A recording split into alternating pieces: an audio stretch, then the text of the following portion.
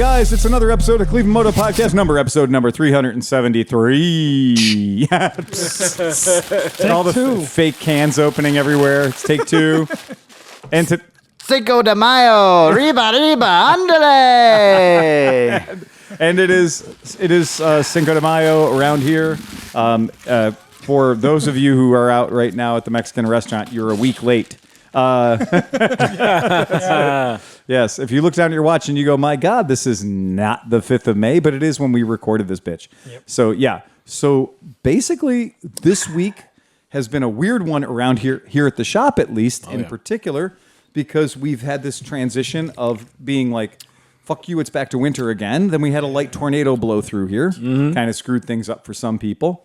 And we've now kind of had our last false winter.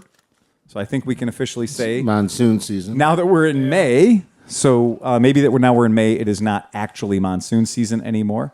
Just hate to be that way, but damn, man, it is really officially starting. Yep. This is game on.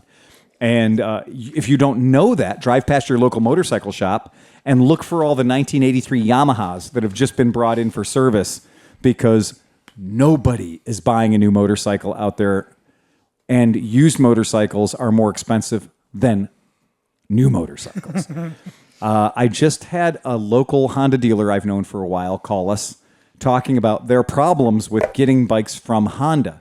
And the dealers are in such a pickle, and that's the nicest possible way to say it. The dealers are in such a pickle that Honda is telling a dealer, hey, that's great, you ordered these 73 bikes this month. Those don't matter.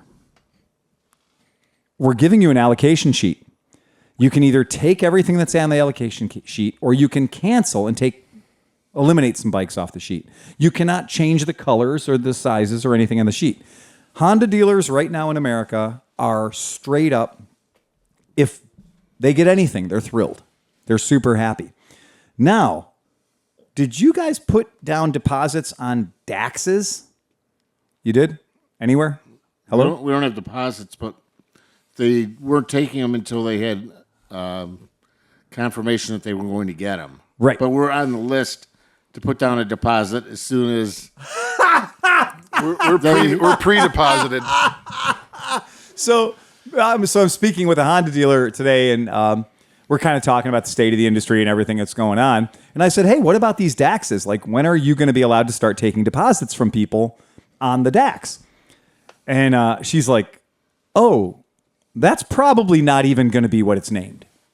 No, probably not. And she says, and it's not even appeared on our bike order form yet, which, as we just said, would get thrown out anyway.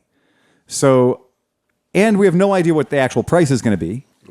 Or anything. So like I was joking. I was like, I think maybe HOFFERT put down a deposit on a deposit. So it's like it's a double secret deposit. A pre-deposit deposit. Right. If you're talking about who I think you're talking about, that's who we are the first two on I'm the list. not going to mention anything because we don't want to create. No, I know, but I think I know who you're talking about. You do know. Yeah, you do know. You do know who I'm talking about. But, and she knows that I know, we are the first two. Oh, believe me. Or he. We're not specifying. We're not going to specify.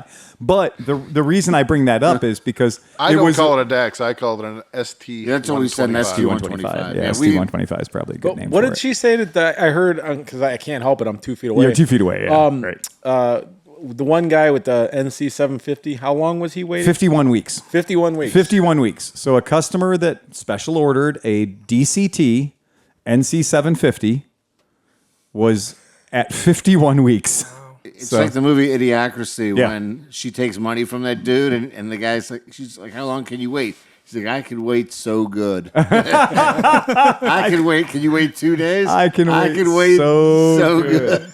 Well, so our Nick at work he tried to call me out on the Ford Bronco thing because I want one. Yeah. But I'm like, if you can find me a Ford Bronco at base at MSRP, which is about $37,000, I'll buy it today. Yes. So we started making phone calls. We're making phone calls. Call everybody. Phone calls. Yeah. And we found some listed for $30,000. Really? And we said we want to buy one. And they said yes, and there'll be a $20,000 dealer premium fee. Yes. And we're like, well, what is that? That's just more money that they're clearly they're like, there's MSRP, and then we're going to charge you another $20,000. But I thought Ford was cracking down on that and saying they're not going to allocate cars. I have to those text people. messages, I have communications, I have the one guy didn't have any, but he was willing to take $1,000 deposit and promise you only $4,000 over MSRP. Yeah. Meanwhile, he's probably just stacking up $1,000.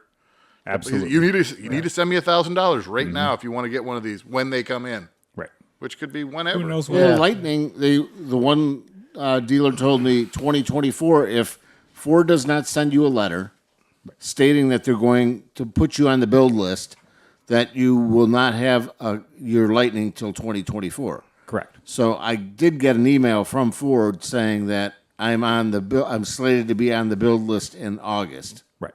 Yeah. So and that's that exactly it. is good. I mean, I guess that potentially puts me as one of the forerunner. I mean, Yeah. to potentially get a Lightning. So. Yeah, and that I is texted the one chick back. I offered her. I'm like, "How about 5,000 over MSRP?" She's like, "No, we're thinking. You said it was a negotiation." right. She's like, "No, it would have to be much, much closer to 20,000 over MSRP." wow, man. Wow. You and know what I would say? not As soon as this clears up, I would say, fuck that dealer in the ass for good. Oh yeah. I think you can call Ford and let them know they're doing that, and they might not get any allocation. No, The best and- conversation I had was a heart to heart with the one chick, and she's like, "You can't order them now because if you actually order it, you get it for MSRP." Oh, through Ford. And that's why you're right. seeing a lot of them that have 500 miles on them. People ordered them, they got them, they turned around and made $20,000 on them. Right. Absolutely. Yeah. Yeah, and so she said ordering may open up in August. And Wow. I'm on the list. They're going to call me. Well, that's what Ford has commercials on TV that says if you want yours now, if you put in a custom order, you'll get it ahead of any dealers or anything. I couldn't put in a custom order. I couldn't put in any order. She said August. Damn. Wow. Yep, that's absolutely true. And when I was looking at doing the Ford Transit van, it's the same thing. I can go online, I can go to the Ford website, and I can click all myself into Click Oblivion. Build one. Build one beautifully and the whole deal, and I can submit my credit card number for a deposit and do all that stuff, and Ford will let me do that. They will. They'll And take your and deposit. in fact, I'm going to tell you that's if you need to buy a vehicle, if you don't have an option, and you absolutely need to buy a vehicle, that is the smartest way to do it because you are bringing Ford in on the conversation. Yeah. Now, the dealers, there was much talk on various different internet forums about Ford cracking down on dealers charging $10,000 over on a Lightning or on a Mustang, electric Mustang, and they're charging these massive market adjustment charges. That's what it is. I know. That's what it's a $20,000 market adjustment. Market adjustment fee. And the statement that they published on various different extremely popular websites was that Ford was cracking down on that. That was lip service. There's been absolutely zero evidence that Ford is cutting anybody's order or impeding anybody's ability to sell cars based on them charging a market adjustment. In a minute, Ford's just going to raise the MSRP $20,000 and start charging the dealers more for them. I mean, And this is where I'm telling you guys, I am here. Okay, we are sitting in a dealership right now, and what has happened in each one of these conditions, and we know because we're surrounded by $2.5 million worth of inventory right now, that every single company we deal with has added something in the way of a freight surcharge. So it would be, some companies are being very forward about it. And they're saying, okay, our freight price is $375 for this bike, but we're charging an additional $200 freight surcharge. We also have companies that are selling bikes from China charging a 10 to 15% China tariff. They're adding it to the MSRP of the vehicle. But here's what I'm going to tell you. In these circumstances, all of these fees are levied by the manufacturer. All right. They are not levied by the dealer. Totally The dealer different, does not, it is not changing the dealer's MSRP and his margin on that vehicle. And this is a big fucking deal because we've got customers coming in and going, I know you're just price gouging. I know you're just raising the price. This bike's freight used to be $350 and now the freight is $625. It is. They're charging me $625 to get that bike to my dock. I cannot underpay them for it. You're not price gouging, but some dealers clearly Exactly. are. Yeah. Right. But there It is doesn't help you to gouge them. But I'm they're going- not going to buy the bike. then. right. Now here's the trick. But gee, wait, hold on. How much did gas prices go up? Basically double. Double, yeah, right, So right. it makes sense. Yeah, but here's what I want people to know about if you're going into a dealership to buy a bike. If that fee on the dealer's invoice or on the ticket, I mean, we hang all the prices on the ticket, so fuck it, dude, there's nothing you don't see. It's all hanging right out there. We gave up on that, like, hey, go talk to the guy in the back room thing a long time ago. But if you go into a dealership and you're like, okay, well, yeah, the bike is, the MSRP's, let's just say for the sake of argument, $56.99. The MSRP is $56.99. These are the ancillary prices. These are the ancillary costs. Every single cost that's laid out, I'm going to alert you guys to note, just so you're aware, the freight costs have easily doubled. So if the dealer is charging you $600 freight for something that you think used to be $300 freight, that's probably out of the dealer's control. Don't hate the dealer for that. There's not, believe me, if the dealer could get away with paying $300 freight on it, he would. But here's the trick. When you see something that says market adjustment, when you see something that says destination charge, be careful of that. That's something you really should be watching out for. Especially the anal insertion charge. Anal insertion charge. So a document fee, be wary of a document fee. Yeah. Be very careful about a document fee. That's probably not a charge that the dealers, it's called a pass-through charge. The dealer's paying it, and then you're paying it to compensate the dealer for what he's paying. Mm-hmm. That's freight. Assembly, many companies will charge the dealer. This is going to sound fucking mental, but many of these motorcycle companies will actually charge the dealer a fee for every bike they sell. And so in addition to the cost of purchasing the bike, the dealer is basically paying a $200 or $240 fee For the privilege. of selling you the bike. And that's so that the dealer stays on the straight and narrow and preps the bikes correctly. And then once the warranty on that vehicle is registered, then that dealer gets the $240 back in the form of a credit. Okay? So you are paying the fee, right? And you're paying that so the dealer, because the dealer's laying out the money on the front end. So for many of these brands, that assembly fee is an actual real thing that the dealer is not, you're not paying that twice. Okay, so just be aware of that. You're like, oh, well, I'm not going to pay for assembly. Then your dealer's probably going to go tell you to fuck your hat. Right. You know? Because the dealer doesn't need to lose $250, $260 on this sale today. I want it in a crate delivered to my house. And I get that shit every fucking day. I get that every fucking day. You know what? Leave it in the crate. I'll come and pick it up. Not in the state of Ohio, I can't. Right. Because then I'm going to lose my dealer's license. Isn't there liability too? Because they could fuck it all up. Well, let's just say this. Liability is anything anybody wants to hire an attorney for. Okay. Right? If you walk into my shop and slip on the crack on the floor you didn't see, there's liability. We're not going to make the customer pay for liability insurance on that kind of horseshit. Old Slippin' Jimmy. Slippin' Jimmy. Yep. However, the state, your state, has a law that says they cannot sell you a partially assembled motor vehicle. They can't sell you anything that isn't street legal. Okay. A bike in a crate is not street legal.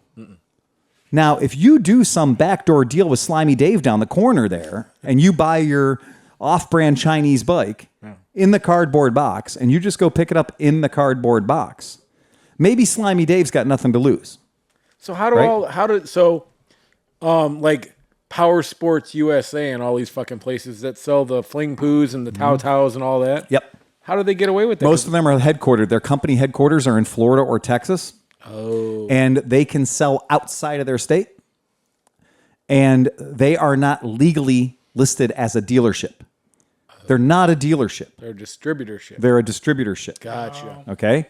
So when they sell you a box of bike, they're just selling you a box and all the metal inside of it. So if I want to buy a Honda Navi in the crate to save for posterity because they're going to be extremely valuable someday, Oh, my God. I can't do that? No, you can't. You can't. It's You that fucking Navi. I hope that all your bikes disappear. Now, and all Steve, you walk in your garage, Your wife and said all you're you not allowed have to is a swear. Navi, and that's all you can ride for the rest of your life. right. Yeah. So Because you I'd look be like happy. Magilla Gorilla on that thing. right. I'd look like Grumpy Sore Guy on a monkey. So you guys know in previous podcasts we talked about one of our podcast listeners who went in and made the attempt to purchase a Honda Navi, right? Yeah. And the Honda Navi, which has an MSRP of $1,800, his Honda Navi that was $1,800 ended up costing him in real money $4,000. Okay, and he didn't buy it because that was crazy. There was one on Craigslist this week for $2,800. Okay, well, and so now we're gonna. So I have another image. I pulled it up. This is from one of the forums, and this is a gentleman that purchased a Honda Navi. Okay, in Grasshopper Green. Okay, $1,807 MSRP, $676 in freight. I can help you guys on this. There may be a little. There might be a little margin in that freight there. Might be a little something in there. Might be about $400 that nobody's talking about in there. They could literally probably just UPS that thing to you. I mean, it's not. Yeah, it costs $3 because it's so light. But then looking at the invoice here, there's a $200 destination fee. Now, Honda Motor Company, Honda will charge you between $200,000 and $600,000. No, I'm based on the bike. Okay, just letting you know. So if you go in and buy a brand new Honda Goldwing, in addition to any prep charges or in addition to any freight charges, there will be this strange fee that nobody here has been able to identify yet or define that is called destination. Now, mind you, they already charged freight, $676. So what the fuck is destination? All right. It's to pay for the executives' vacations. Again, destination. Now, the dealer does not get to keep all the money. All right. So keep in mind. So these are things that are added to the MSRP of a vehicle that affect the manufacturer's profit margin. If we could sell direct from the manufacturer and take the dealer out of the way and just make the dealership a destination, make the dealership a fulfillment center, then the dealership wouldn't have to carry $3 million of shit on their floor and floor plans and interest rates and all that shit. But they could be trained by the manufacturer to sell the bikes correctly and do that and then get a commission on every bike they sold. That's great. And that would be more fair to the dealers. But nobody likes to hear about that because that takes billions of dollars away from companies like Honda and Kawasaki and Yamaha. It also doesn't buffer the manufacturer from bad years. And if you had a bad year, you're still buying all the bikes. Absolutely. So they still make their sales. Their warehouse is still empty. Right. Even though yours isn't. Right. And you're holding the bag. You're holding the bag to the tune of millions of dollars. So that, which I love, is so they add that all together and that comes up to the sale price of $2,683. Yeah, that's no problem. Slide down, $80 in tax. Okay, no problem. Subtotal. And then now we get to the stuff that's below the line. Look, there's a $300 document fee. Now, wait a second, guys. I don't know if any of you guys have ever worked in a motorcycle shop because I've owned one for 22 years. Your purchase order to purchase a motorcycle is literally one sheet of paper. That's all it has to be. Anybody who tells you different is lying to you. Okay? It literally needs to be one sheet of paper. We need to collect the signature from the buyer. That's it. So a 4-page carbons, 4 different colors, a yellow sheet, a pink sheet, a blue sheet, a white sheet. All of that stuff is all just designed to further entrap the consumer into a, please let me give you some money so I can go home with my bike. You don't need to have 75 signatures. You usually need to have a signature on the application for title, a signature on the sales order, and a signature on the document for the temporary tag if you're getting one. That's it. We're done. Now, how long did it take you to buy your last motorcycle? Right? At the Triumph dealer, where the guys I know are pretty fucking straight. But it's still, you didn't get out of there on 3 signatures. I assure you. Yeah, I don't think it was much more than that. But you had to sign a thing that said if there was a problem, you would go to arbitration and you wouldn't take it into court. You definitely signed one of those. That's a release for them. That's a waiver of your right to take them to court if the bike tries to kill you. That means you're going to work with a moderator instead of going to court. You signed one of those. I know you did because I know the dealership. See, that's funny. Like I don't know who who's the arbitrator in like a motorcycle thing, because in the NFL, I think it's the head of the NFL. Well, So I assure you, arbitration, and it's the guy that makes the rules anyway. I was going to say, I'm assuring you that the moderation, the arbitration that would happen if his Triumph tried to kill him would be with an attorney that was paid for by Triumph. Right? And he could then entertain and have an attorney on his own, but it would stay out of the court system because he signed a paper that says he promises that he won't take it to court. But that idea of a $299 document fee, that's $300 of money that you're paying for papers that ultimately have to be filled out anyway and aren't different whether you're buying a canoe or a kayak or a motorcycle or anything that has a title. Well, you could see that $300 if it included the temporary, which is like $40 or whatever it is. Well, a temporary can be like here in Ohio, it's $18.50. And then the taxes. I mean, but it's not taxes. But that doesn't include the taxes in the transfer. So it's kind of a ripoff. It is a total ripoff. It is an absolute ripoff. And if you see it, you should be cautious. I'm just letting you know. This is a tip from your Unkie Phil. So this particular guy feels like he killed it, and he got out of the way, out of the dealership, on an $1,800 bike for $3,062. So he only got charged $1,250 of fees, right? So, but $300 was a dock fee, and $200 was a destination fee. Well, that's $500 on a bike that only cost $1,800. Well, that's fucking 30% of the cost of the vehicle. Yeah, no shit. All right? So, as somebody who's going in to purchase a vehicle, please be aware of that. And please acknowledge when a dealer is trying to help you, and then acknowledge when a dealer is trying to fuck you. Because I assure you, every single dealership, when I charge you money to build a bike, Steve, are you building the bike? Not totally.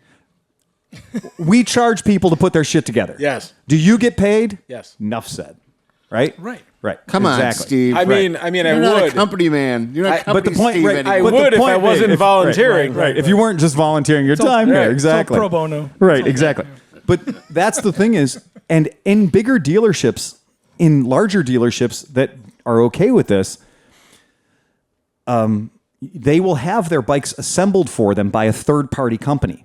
So you'll go to their shop and you're like, wow, there's all these bikes here, yet there's no cardboard or wood or screws in the parking lot for us to drive on and stuff like that. And you're like, how does that magically happen? That's because those dealerships are paying $75 a piece or some agreed upon amount to have their bikes not delivered to their shop, but delivered to some back alley, workshop area in, North Royalton. Sure. The 18-wheeler shows up. They've got forklifts and shit there, and they build bikes for Harley, Honda, Triumph, Kawasaki, everybody. And that's their job. They build bikes there. They've got a fleet of 18-year-old kids that work for minimum wage that literally do assembly on all the different brands of bikes. And then they get put in a local truck, and that local truck shows up at your Triumph dealership, and they unload bikes that are fully prepped. Batteries in them, ready to go. Already running, the whole deal. So the dealer distances himself from that cost. And if the dealer's charging you $240 for assembly or PDI, well, the dealer's paying $75 a bike to have that bike assembled professionally. And he has a contract with that company to do these bikes. So it is just a little insight into the way that goes. Mom and pop shops like ours, we build our own bikes. As Steve's found out, we also, in the process of building the bikes, detect problems. Fix them. You can tell the Friday bikes. When Luigi and buddy, man. Like when you work here and you see like, hey, wow, I didn't know there was supposed to be 19 different flavors of fasteners. Right. Or, hey, did you notice this bike makes a strange noise? Yeah. Oh, it's because it's got a pound and a half of hardware hiding in the middle of it. Oh, yeah. There's just nuts and bolts and shit. I didn't see a rivet on the bike, but there was a rivet inside of it. Yes, exactly. I thought that was interesting. Hey, it's Friday for you too, Cinch. Hey, I'm just letting you know. So just to be aware of, that's the kind of thing, because we had some people asking about it, and they were like, well, what's a fair deal? Well, what the fair deal is go to the dealer, make sure you establish a report with the dealer, learn about the dealership. But if you're seeing fees like that, you should probably at least ask. Well, but at that point, you're going to end up walking away, because if the bike is hot and there's a lot of people wanting to buy, and there's not a lot of bike, they're going to be like, all right, walk away. We're not going to sell you anything. Yeah, I agree. The next guy's going to pay that or Yeah. more. In today's market, it's sure. I mean, I called a guy yesterday and I was like, okay, you want it? This guy wanted to buy a particular 2 bikes. He wanted to buy 2 bikes, and as luck would have it, our order, which did not come in right, our order was wrong. What showed up off the truck was not what we ordered. It's freaking hilarious though that the guy calls and he's like, I want to buy these 2 bikes, and the colors he wanted were exactly the colors we had extra today. Were the He's wrong the ones? only guy in the history of the world who is going to be able to buy the bikes he wants today and pick them up tomorrow. Like, that shit doesn't happen. I don't care where you're from. And I called the guy and I was like, as soon as I was like, yeah, dude, they're here. I can touch them. As You luck can would touch have them. it, yeah. You can touch them. You can have them. They're here. Guess what happened, folks? You reneged. Worse As than that. soon He as pulled the he, usual, as soon as he found out that the colors he wanted were available and in stock, and he could have them without waiting, all of a sudden he had some strange aneurysm, and he didn't like blue anymore. He literally changed his mind to a color he's going to have to wait 6 to 8 weeks on, It was because crazy. psychologically, not all humans, but certain humans will say if there is an abundance of something, I don't want it. I want scarcity. Like, and so telling him that these bikes that he wanted, the colors he told me, I didn't set this up. It wasn't a magic trick. It wasn't Penn and Teller. I literally said, sir, the 2 colors you told me are here. Ready to go. The model you want, the color you want are here. Oh my God, that's great. I'm going to talk to my wife. I'll call you right back. Well, He that called. was a sign right there. Well, it always is. But he calls me back not even an hour later and it's like, okay, so I don't want the gray one anymore. I want the black one. And I don't want the blue one anymore. I want a silver one. Yeah. And I was like, those are 2 bikes that I made clear to you in our previous conversation were going to be an 8 to 12 week wait. Now, if you're at the Honda dealership, it could be a 6 month to a year wait. So be aware of that if you're trying to buy a new bike right now. And that might be why that 1-year-old bike that's in decent shape is $2,000 more than you think it should be. Yep. Because we just had somebody pay what in my mind was kind of a violently high price for a Bergman 400 today. Yeah. That a year He ago, deserved it, though. No, he's buying a Bergman. No, Look, it this was, guy- dude, that, this guy's- he smelled it from 3 blocks and wandered in. It was crazy. And the other thing about this guy is his code name, he's a CIA agent, and his code name is Stolen Valor. yeah. Because he's one of those guys wearing the black vest. He had a cut. So he's wearing a black vest, and he's in the American Legion Motorcycle Club. He's 70-something. Yeah. He was awesome. And he has a combat service medal. Good for him. But why is he driving a Bergman? A giant. Wait, it gets hold better. on. It gets better. Because he can't ride his 1999 Suzuki 1800cc anymore. 18 or 1900cc Suzuki. It's the biggest you can get, cruiser, right? But anyway, he's got this combat service medal. I mean, combat, guys, that's some shit, right? He's got this big combat service medal patch and the whole deal. If you saw this guy come into your shop, you'd think that this guy's clearly been decorated in at least 2 wars. Yeah, he looked like Cotton from Tank Hill. And he also, right? And he's got the POW MIA hat on and the whole deal. I mean, he is a walking tribute to being in the military. Don't forget, he's a chaplain, too. And he's a chaplain in his particular motorcycle club, whatever that might be. But in this course of all this, and I'm seeing all these patches and badges and shit on him, like some of them don't make sense, right? But anyway, he then reveals to us that due to some technical error when he joined the military when he was 18 years old, and he asked them for some time off to go get married and whatever, because, you know, I've been in the military, and a few of our listeners have probably been in the military. You know that the Army's very forgiving about giving you an extra month off to just go get married. They'll hold basic training for you. And then his story is that he got allocated to, even though he joined the Army, they had said, no, you're going in the Marine Corps. And then he went home and they never called him and they never sent him a letter. And the recruiter never came to his house and knocked on the door. This son of a bitch had the nerve to tell me that he's not a veteran, but he's been active duty for 50 years. And I was like, dude, that's stolen valor. At his house? Anyway. He was protecting and he's got his all yard. this military shit and all these badges and medals and shit on his cut, on his leather all cut. of it. All of it. And meanwhile, to find out he's never gone to boot camp. He's never been in the military. Well, Yeah. And he rides a Bergman. And he's a chaplain who just downgraded from a Suzuki 1900 to a Bergman. But in any case, this was the thing where today when he came in, we've been looking at the market and trying to price our bikes. And we can only price our bikes based on the market that we see. What they're selling for at auction, what people are buying them for, what we're paying for on trade. And so I priced this particular bike a certain way, and apparently I was 600 too low. Because he didn't fight. And not only that, but he told Renee and James coming in, I'm not buying a bike today. Yeah. Don't even bother wasting your time. I'm not buying a bike today. I'm not buying a bike today. And he looked at 3 bikes that are all right around $10,000. Mm-hmm. And James told Renee, if Phil sells this guy a bike, because I was over there doing my thing, James said to Renee, if Phil makes this guy sell a bike, I'm going to pay for Phil's trip to Germany. And James said that to Renee. And so I sold the guy the bike, whatever. I didn't know about this whole side bet shit. So I shake the guy's hand, take his money, off he fucks. He's happy. He's thrilled. Yeah. It's exactly the bike he needs. It fits him. He can get his leg over it and he can ride it. And that's great. He's happy as fuck. Cool. Great. I mean, I don't care what his political affiliation is, although he tried to tell me 7 times. Yep. He tried to remind me about who he voted for. Heavily. Mm-hmm. Right. I noticed you're not wearing a red hat. Why do you need to bring that up, sir? Why the fuck? I know. Why does who I voted for has anything to do with... This transaction does not need any political addition to it. Why do you need to be that guy? Right. Don't make me like this. So he, long and short of it is he left happy and, we acquired his payment. And then Renee's kind of smiling and she's like, Phil, I got something that's going to make you really happy.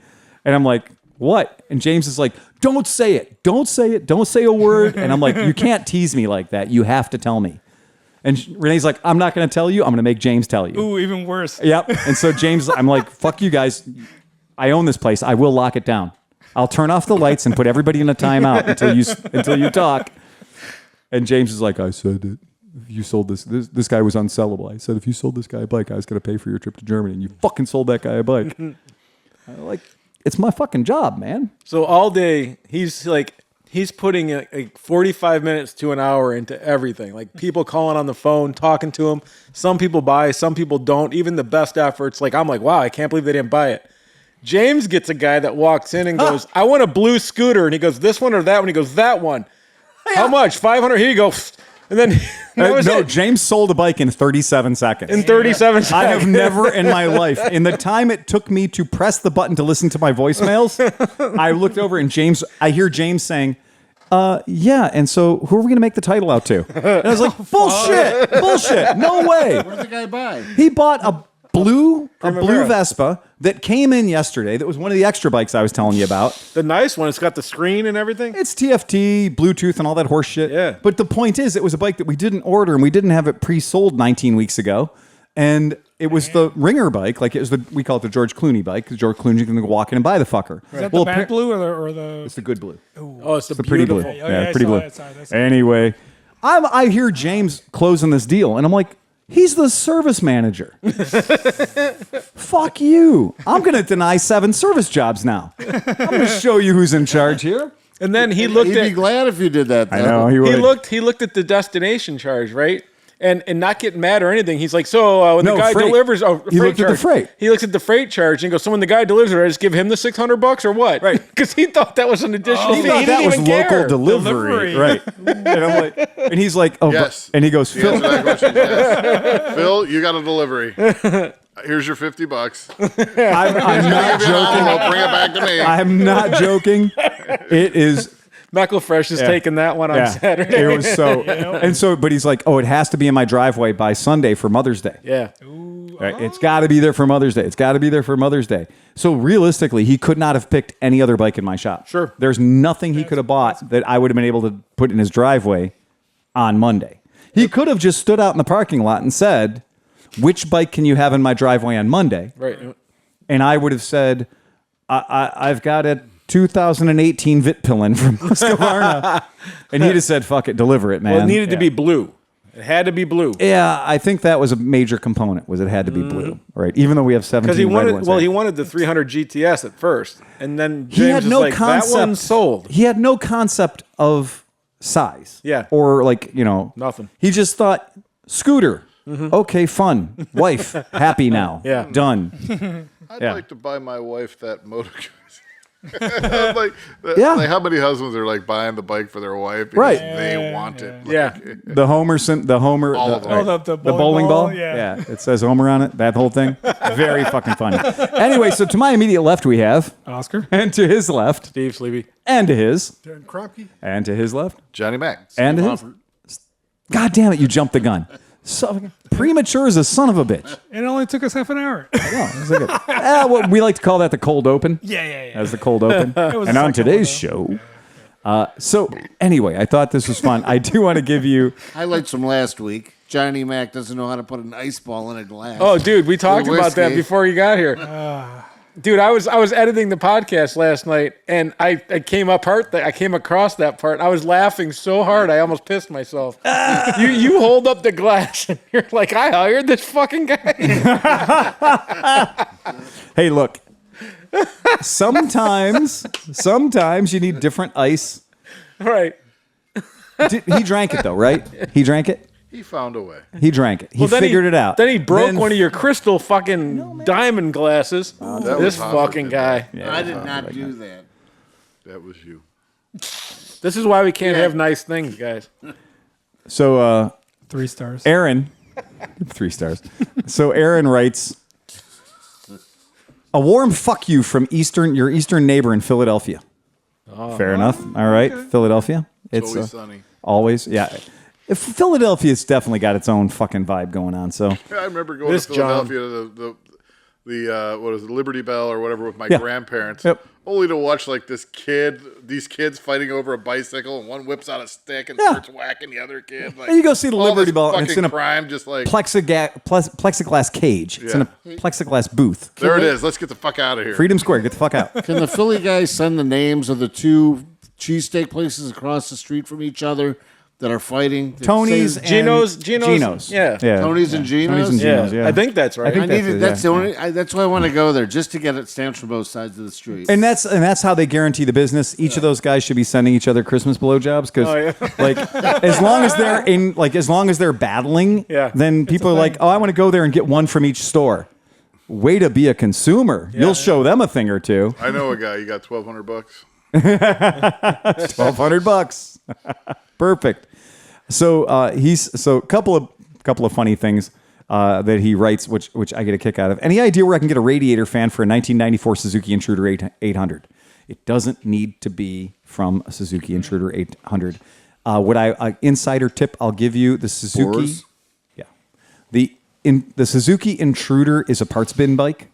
So a lot of the parts that you're going to find on the Suzuki Intruder and a lot of other parts that are with it came off of other bikes. So like the fan that's on a Suzuki Intruder is also on 23 other Suzukis. So the good news is it doesn't have to be a Suzuki Intruder as long as it fits. As long as it fits. Size in the is more important. Size is more important. All right. So you can go to Partzilla or whatever and get the part number and look it up carefully, or you can just not. Anyway. Well, also, don't most parts places when you're online they have that cross reference, so it'll show you other. Yeah. So the general premise would be if you go to certain sites, like if you go to Bike Bandit, they'll just take your money and never send you parts. Don't never go to Bike Bandit. I'm willing to say that that's a pretty fair They statement. still owe me $120 and they won't give it back. Yeah, I mean, I've heard that from a lot of our customers that has been a problem. But one of the things about any of these parts companies is Partzilla in particular, we're just going to use that one for fun. We'll just kind of use that one as an example. And when you look up a part on Partzilla, it's going to you're going to drill down to the point where you're going to get what resembles a company parts list, a parts diagram. Okay, so you'll see a black and white image that's got a whole bunch of parts on it, right? A whole bunch of parts stuff. And when you see that and you look on there, the good news is Partzilla is one of them that does. I'll make sure that part is up. There we go. Okay, great. So our people at home can see it. So when you see an item that I know is used on a bunch of different bikes, Okay, so we're looking up the parts for a 1994 Honda CB250. Wait, you know what's sad about this? Yep. This was my job back in 2000. I know. This This didn't was your exist job. online. Right. I was the parts Exactly. guy. I had to look Yeah. this shit up and be like, okay, yeah, you can get this or that or whatever. Yeah. So let's just say that Steve needs a fuel tap, a petcock. So he needs a petcock, right? So That's his own enough. Right. So what makes Partzilla, in my opinion, one of the better resources is it will give you the actual fucking part number, Right. the Honda part number. Now, this petcock probably comes from Petcocks Are Us in China or Petcocks We Be in Japan or whatever, but it comes from somebody. It ain't usually coming from Honda except for the bag, right? But the good news is you can use that part number and then order things based on the part number and realize now some companies will have a backwards compatibility. And if you look at Partzilla, here it is, related fitment. So you can look at this fucking chart that says that this particular petcock is used on every fucking Nighthawk, right? Going back to, I think, year of our Lord, like 92? Yeah, 92. So it is the same petcock, and that's pretty cool, right? And sometimes they even cross-reference different models and everything as long as it's the same part. Exactly. Yeah. Right. And so that's a big thing. So the idea being cross-referencing. So you can find it from many different models, many different parts. So that's a nice thing that you can use stuff like this. Also, once you have that part number, then you can throw that part number up onto eBay or whatever and find the part a lot easier that way. Mm-hmm. If, in fact, you try to order it from Partzilla and Partzilla says, oh, yeah, let's check availability on that part, and they'll let you know, right? So that's the thing. Just be aware that, just because a company says that they have it in stock doesn't necessarily mean they really do have it in stock. Just letting you know that. And for Suzuki, ronayers.com or partsfish.com. Yes, right. And that's we'll have all those charts for Honda, Yamaha, Suzuki, and Kawasaki. Yeah, there are a lot of dealers for years. I mean, and Ron Ayers, by the way, they're not. My eyes are burning. They're not just a distributor. I mean, they're a fucking dealership in Greenville, North Carolina. But they're a dealership that years ago decided to put all the parts fishes online, right? So that's cool. So that's pretty neat. And Ron Ayers does Honda, Yamaha, the brands like that. So that's a good source. But that's the idea is for that particular bike, right? So that's a thing to be aware of. I used to go to South Carolina a lot for these events. Those poor dealerships, they have to carry like 9,000 razors. Like their whole parking lot is nothing but side by poor side. bastards. Yeah, sell a razor and then sell $7,000 worth of razor accessories for it. No, but you got to have those fuckers everywhere. They're just laying all over the Yeah, place. because people buy them. Yeah, that's exactly it. Look, man, you can't take away an American's right to have a razor and to put $10,000 worth of shit on it. No, I didn't want to. I'm just saying. I know. Yeah, But it's a very pop in their parking lot. Dealerships love it. I mean, every dealer I know that has the ability to sell side-by-sides sells side-by-sides. Okay. Yeah, because it is a profit center. Yeah, and the margins aren't too bad on them either. So, yeah. So check this out. This customer. Most customers who can ride side by sides can put their arm off the side and their knuckles drag. Yeah. Also true. Okay, check this out. Here's the deal. You guys want to look at that? Everybody look at that harness. Look at that fixture. Look at that piece of wiring. Okay, so we know this thing's got 3 yellow wires. We can all see that it's got 3 yellow wires. Yeah. So we know that's coming out of the stator, alternator, right? So we kind of know by that where it is on the bike. One looks kind of black. Yeah, I was going to ask if anybody noticed that. So if anybody noticed one of these things is not like the other. Okay. So yeah, you're right. One of those things is not like the other. Of the 3 wires, one of them has had some, let's just say, Excess electrons. a thermal event. Yeah, a thermal event maybe, right? So there you go. So I've been having some issues with my charging system on my 2001 Shadow VT1100C. You don't say. I think I know where the problem is. I checked the stator voltages for each of these wires. The black one's voltage isn't consistently giving 4 volts. Yeah, there's not a black wire. So that wire that you're calling the black wire is a yellow wire. The charcoal right? one. Yeah, the charcoal one. The one that's... Why is that one so crunchy? Yeah. Call like Rick ozone. and get a stator. Yes, thank you very much. I'm thinking that I should probably resolder the bullet connector here. No, you don't resolder the bullet connector there. What has happened is your stator has started putting out way too much power. Also, you don't solder bullet connectors. Even if you could, even if you did, even if you wanted You to. could cut it out and then solder the wires. Absolutely. Well, yeah, you could do that, And you right. could put a new bullet connector on it, which but I would solder. That's Right. crimpy. You crimp those. Maybe you do. Well, I'm just saying. I mean, that's what the whole point Connectors of those. don't corporate like Steve. it when there's an intermittent connection. Steve. So, Right. I mean, I've seen fuses melt and stuff like that because they were loose, and so they just touch and arc. it makes a heat and resistance. That's right. You'll melt connectors down. That actually could be part of it. Adding Cutting resistance. it out and replacing it might help. Right. Adding resistance to any circuit will create heat. True. Guaranteed. So the more you have resistance, the more you have heat, the more you're going to get something just like this. Cutting it out and redoing it. But again, like he said, I love this statement where he says, I checked the stator voltages for each one of these wires. The black one's voltage isn't consistently giving 4 volts. That's why I'm thinking that you have a fractured wire inside the wiring harness for your 21-year-old Honda VT1100C, of which people that do this for a living will tell you that, yes, the wiring on those bikes after 21 years can get a little brittle. Nicely put. Like, it just gets a little brittle. So, yes, if you do that and you don't achieve greatness by making a good connector there and creating a good termination, then you are probably like Steve says, you need to call Rick's. So call Rick's and get a fucking proper, cromulent, excellent stator, and your problems will go away. Yeah, that's a big deal. It's the same one that Iron Man has in his chest. Oh, yeah. That's who made Iron Man's generator, Rick's Stators. Rick Stators. Yeah, that's exactly right. But so that's something that, yeah, dude, you're going to fucking have that shit. You got a 21-year-old bike. Fuck, man, if you have a GSXR, if you've got anything resembling a GSXR and it's more than 10 years old, you have a stator problem. You do. It's just a fact. There's no getting around it. Remember a few weeks ago when we asked people whether they liked behaved podcasts or unbehaved podcasts better? Mm-hmm. Liquored up podcasts or not liquored up podcasts better? The big question. So one of our podcast listeners says, brown liquor podcasts that get as far as possible off topic are the best. Particularly if you can get GSG and Meckelfresh. I really should have looked to see how that's spelled. Arguing like an old married couple. Well, that happens without All right. booze. Yeah. Then he follows it up with my favorite. Dumb question. dumb text question that requires no rushed reply. It's okay. We don't rush to answer those.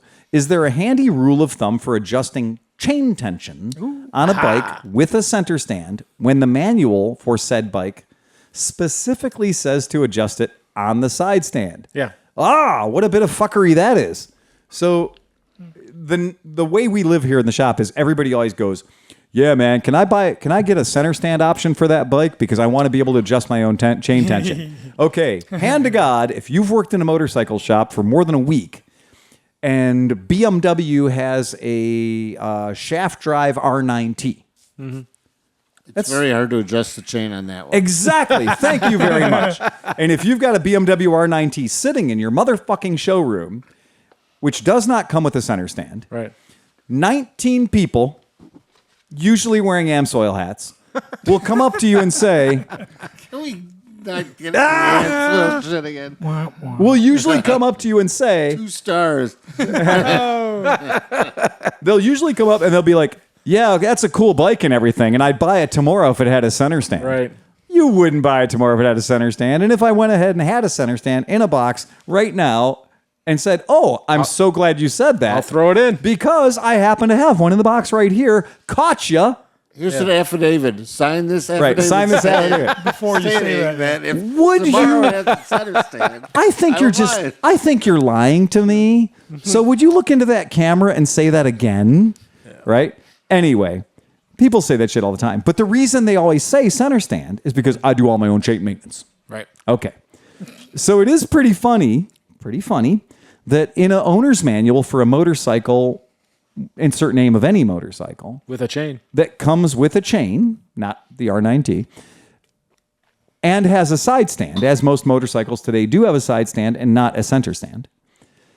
The manual would, in fact, have information in the manual for setting the chain tension. Mm-hmm. And it would assume that the bike was on the side stand because motherfucker doesn't have a center stand. All right? So the guy brings up a valid point. and I like it. Okay, and I love the whole idea of the handy rule of thumb. Sure.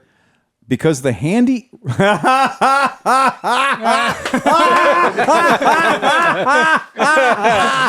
And the best part, for Show it to the people. camera. wait, after you drink that, I'll tell you the best part of this. Oh my God! Oh, so for the people who can't see, McElfresh just brought out a dog bowl, a dog bowl with one spherical ice cube in it, with about 2.5 shots of lowbrow bourbon whiskey in it. Yeah, there you go. Hard to fuck that up, and you get good saturation now. You get good penetration of the ice because the ice is just rolling around in there like a cat toy. And I think I washed the PCBs out after the last time I cooked some Vespa rubber. Yeah, that's Steve's official rubber. What do we call that? The rubber enthusiasm, like adding cromulence to the rubber. Yeah. Because you're not getting it into the Because rubber 300 works better when it's warm. You like the little parch. Oh, that's fucking hilarious. Oh my God. So Steve bought a thing. I did. Steve bought a thing. And what I think is kind of fucking cool about this thing, aside from its fucking... Did you open it? It comes with a bag. Okay. What? Well, so there's a rule, like if you buy bourbon, if you buy Crown Royal, right? Has to have a bag. It comes in a bag, Yeah. in a Blue box. velvet. Oh, dude, Right. it's black. So, like, you buy a Rolex, it comes in a bag, Yeah. on a display stand, in a box. Yeah. Like, the more levels of complication Yeah. that you have to get to the item you paid for. Sure. And even now, the Kimco scooters come with a key fob that's wrapped in, like, presentation it's quality. the Apple box, like this. Yeah. It's ridiculous. And so, but, in the Asian world, like in the Asian market, packaging is a major part Right. of the value of a gift or a thing. Right. So my first problem with is that it's called BPA Racing. Yeah, right. And BPA Racing. I have never seen BPA Racing. I watch a lot of racing. I've never seen BPA Racing as a sponsor for anything or whatever. But I did. It is nice that they handily gave you the acronym. They've spelled it out for you. That is Best Power Sports Accessories. Quality. And my number one is this: is the on the back of things. There's some symbols always, and if you look at packaging, always look at the symbols because certain symbols tell you a lot about what's in the packaging. Yep. A good rule of thumb is if you're buying a toaster and on the back of the packaging or on the device that says UL listed. Yeah. The UL, CE. That's pretty good. Yeah. Now, CE is the kiss of death. Yeah. CE is the 4th place participation trophy of the rating world. Right. CE is the official, it's from China. Right. CE rating is the equivalent of, we know the letters C and E, and it's just like when you used to see like ISO 2007 Sure. or ISO 4690. It was just the letters ISO and some random numbers. Nobody knew what they meant afterwards. And that was also an indication that you were buying a Chinese product that was probably going to fail instantly. So it's like kosher. No, there's rules to kosher. Yeah, kosher I has know, rules. the guy has to walk in the room and leave. Like Pariv, like all the things about halal and everything. Like, I assure you, that shit is regulated. Yeah. That's like you can get a blowjob from a stripper who has tattoos because tattoo artists will not tattoo your 16-year-old. They won't. So just by the fact that this person is tattooed, Hold on. Good tattoos, because Hold there's on. a lot of poking sticks going on. Okay, now I'm going to say a quality tattoo. Thank you. So if you look down and the girl's got quality tattoos, So she has 3-star tattoos. She's safe. you know she's overage. If all of her tattoos look like her friend did them, Yeah. stay the fuck away. If there's like hearts, Yeah, just stay dotted. away. Dotted, like dot tattoos, stay away because if she could have, she would have gotten real tattoos. If there's right? pus coming out of the new tattoo. I've seen good ones do that. But realistically, if she has only prison tattoos and no real tattoos, no paid for tattoos. I peeled off all the scabs and let the pus drain out. Yeah, dude, I can tell you right now, that is a good rule of thumb. I learned that when I was in the Army, that if somebody has quality tattoos, tattoo artists are very particular about not tattooing children. Now, there is a thing about now we have parents' waivers and all that kind of shit. But just the same, I think it's a good safety measure. If you're in a strip club and the girl's like, I'm going to give you the full run, you're like, no, let me see some quality work. I mean, I need to see something at least as good as an Ed Hardy, right? So we're going to do that. So anyway, the number one tool of the market. Yeah. The number one tool of the market. Which market? Yeah. English not first language. Trust the experts of BPA Racing. Farron. Manufactured almost entirely of stainless steel with utter attention to all its components. This chain tool will stay by your side for years to come and go. And it has a hologram sticker on It has a top. hologram on it. And I know, and that's how QR you know That makes it it's good. official. And It's a QR official. code, so it's Is it legit. is it spelled KUM? And it does say, committed to creating accessories and tools that equip all adventurous riders, and drivers to get the most out of their vehicles. BPA Racing combines innovation and quality into the best products for safe and enjoyable rides. Dude, I am totally okay. They went the distance. Well done. You paid for a translator. The other extra topic is, or the extra thing Is patent pending.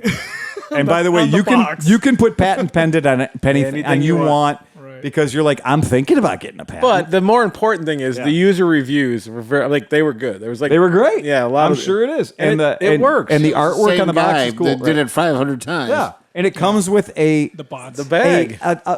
what would you describe? It's not velour. No, It's like linoleum. They got a good deal. They got a good deal on Elvis Corinthian paintings. leather. It's like linoleum. And it's got at least 3 QR codes on it, so you know Right. it's good. If you click on that, if you take a scan of that QR code, you just bought somebody 2 round-trip first-class airplane tickets in Moscow. Yep, yeah. And so anyway, here we go. So this thing is basically a giant fuck-off spring. I mean, a very heavy spring. It's a bloody fucking heavy spring. And just a roller thing and 3 So it's a pins, laser right? cut. Yeah, and it's really, I mean, this is stout as a motherfucker. Yeah, it's not bad. Okay? Stout as a motherfucker. And then it comes with a big, like a Torx 40. Torx 40. That's the so once Yep. so the way you use it is you have to actually adjust your chain to manufacturer specs, and then you put that tool on it. Hold it up and explain it to the kids. All right. So you for So one time. what is it? So to begin with? for before you can use this, you have to adjust your chain properly on its side stand and make sure to manufacture specs. Once you get it set If up you've to done that, why do you need that tool? because Bing, bing, bing, then bing. once you put this on there, you adjust this so that like when it's on the thing, it stretches it, and then you set this to 0 at the adjustment, and then you lock it in. And so, say you're on a ride, you're going for a 2,000-mile ride, and you stop. You throw this on there, and it'll tell you if it's too loose or too tight, and then you can adjust it on the fly without having to think about it too much. Right. So So it makes so it you so like need you one can of get those constantly, you can constantly adjust it to the same tension all the time without fucking around. So how many of those do you need? So one per bike. One per So bike. how many do you need? Yeah, he has to take out loans to get enough of it. And if you do have one bike, it's not a bad thing at all. Right. There's another thing called this has been around for many years called the chain monkey. And the chain monkey basically literally is just a plastic device that hangs on the chain, and then there's a threaded rod that installs a deviation in the chain. It's basically putting your thumb into the chain. And so it does that as well. It is basically like you imply a bend in the chain, and then you tighten your shit so there's no slack. And so if you use the chain monkey, you put the bend in the chain, and then you have no slack. Then when you take the chain monkey off, right, when you remove said chain monkey, then there will be the correct tension on your vehicle, right? That's the idea behind the chain monkey. This one works a little differently in so much as that you adjust it according to manufacturer's recommendations and then set it, and then that is the device that you go back a to good every idea. time. Yeah. Well, I mean, it it's is. kind of nice if you get a new chain and it's stretching every 500 miles or something. You know. Exactly. Because I'm going to assure you, I have been installing chains on vehicles for a very long time. They stretch. They stretch a lot. And various different, like if you're running just a metal chain, no O-rings, no X-rings, just a metal chain, a straight up metal chain, to me, it's kind of shocking how much one of those chains will sag out in like the first 1,000 miles it's on the bike. I think I see a remnants of Elvis. CB500 that John and I worked on, wasn't it like 1.5 inches or something? The chain was, it was That thing really was fucked. I know the chain was an inch and a half sprocket longer. looked like a sawtooth. It was all the things were burnt. They were bent over. the opposite way. Oh, really? They were bent. You would think they would bend. Shark fins, yeah. Shark fins. They were bent the other way. Huh. Weird. That's weird.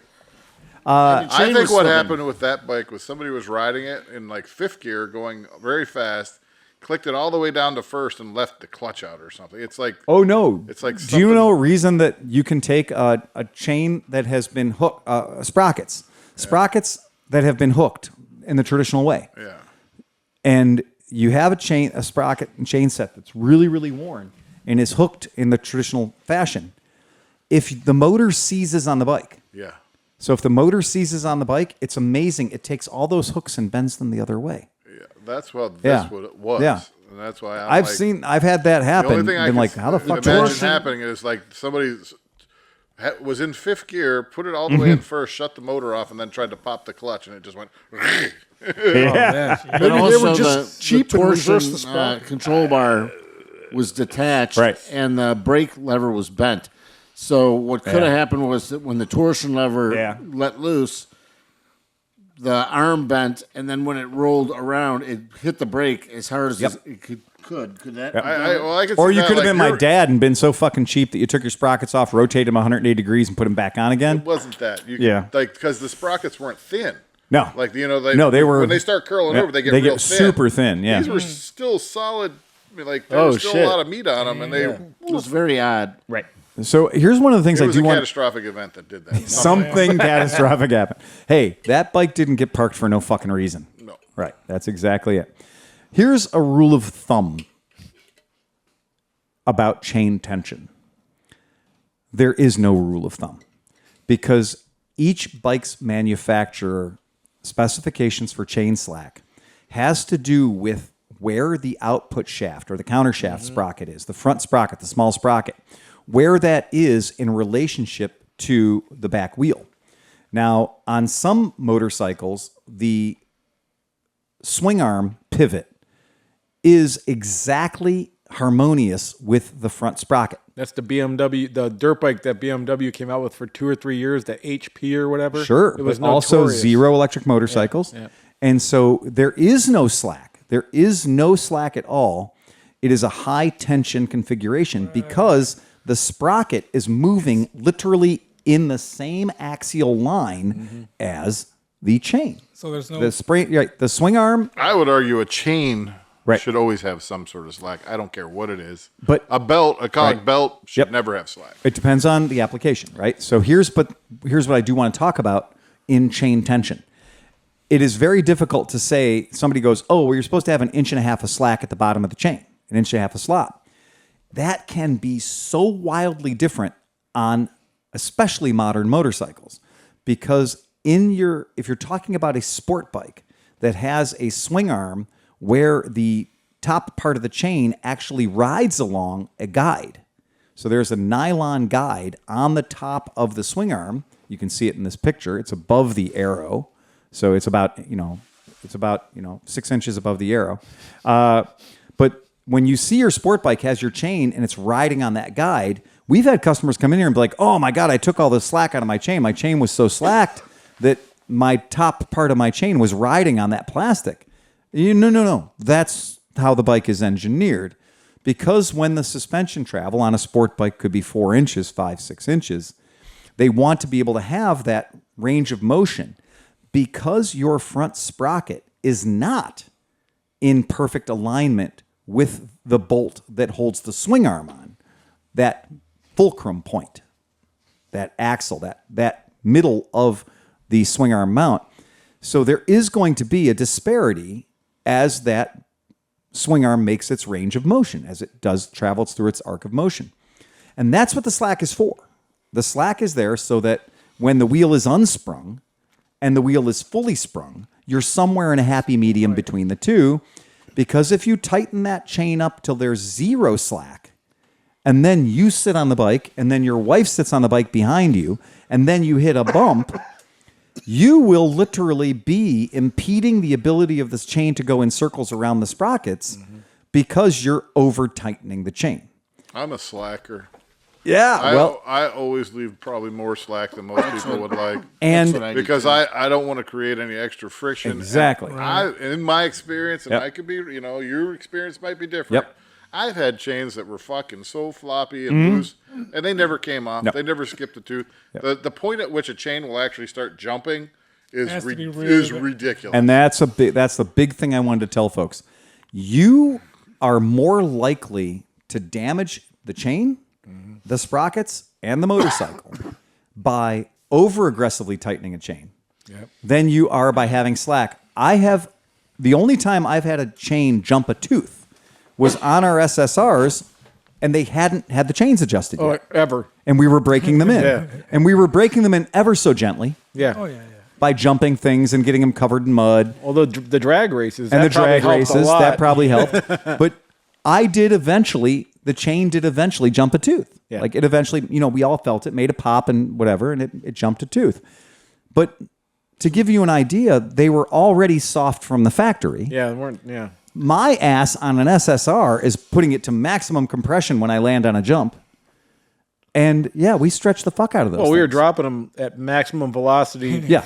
To 100% go. Absolutely. But you know what? You never actually addressed it. So Yeah. that's why you need to have your chain adjusted on the side stand, is because Yep. you need to have some weight on that back wheel, Right. compared on the center stand. Where now, if you adjusted it, It's totally unloaded. Yeah. Right. It's You're totally fucked. If you unloaded. can sit on the bike and somehow reach down or have somebody else give a little quick check on it, make sure when you're sitting on it, you still have a little bit of Absolutely. a little bit of slack. You're usually Yeah, good. I agree. And so the idea that Sleepy's device is yes, go to the manufacturer's manual, read it fucking step by step, set the chain up correctly, set the magic tool up, and then you'll understand, okay, from now on, all I got to do is this part of the job. Yep. To me, it's not worth $50 for me. It was on sale for $35. Okay, yeah, I'm going to still read the manual. No, of course. Yeah. But I mean, this is more or less.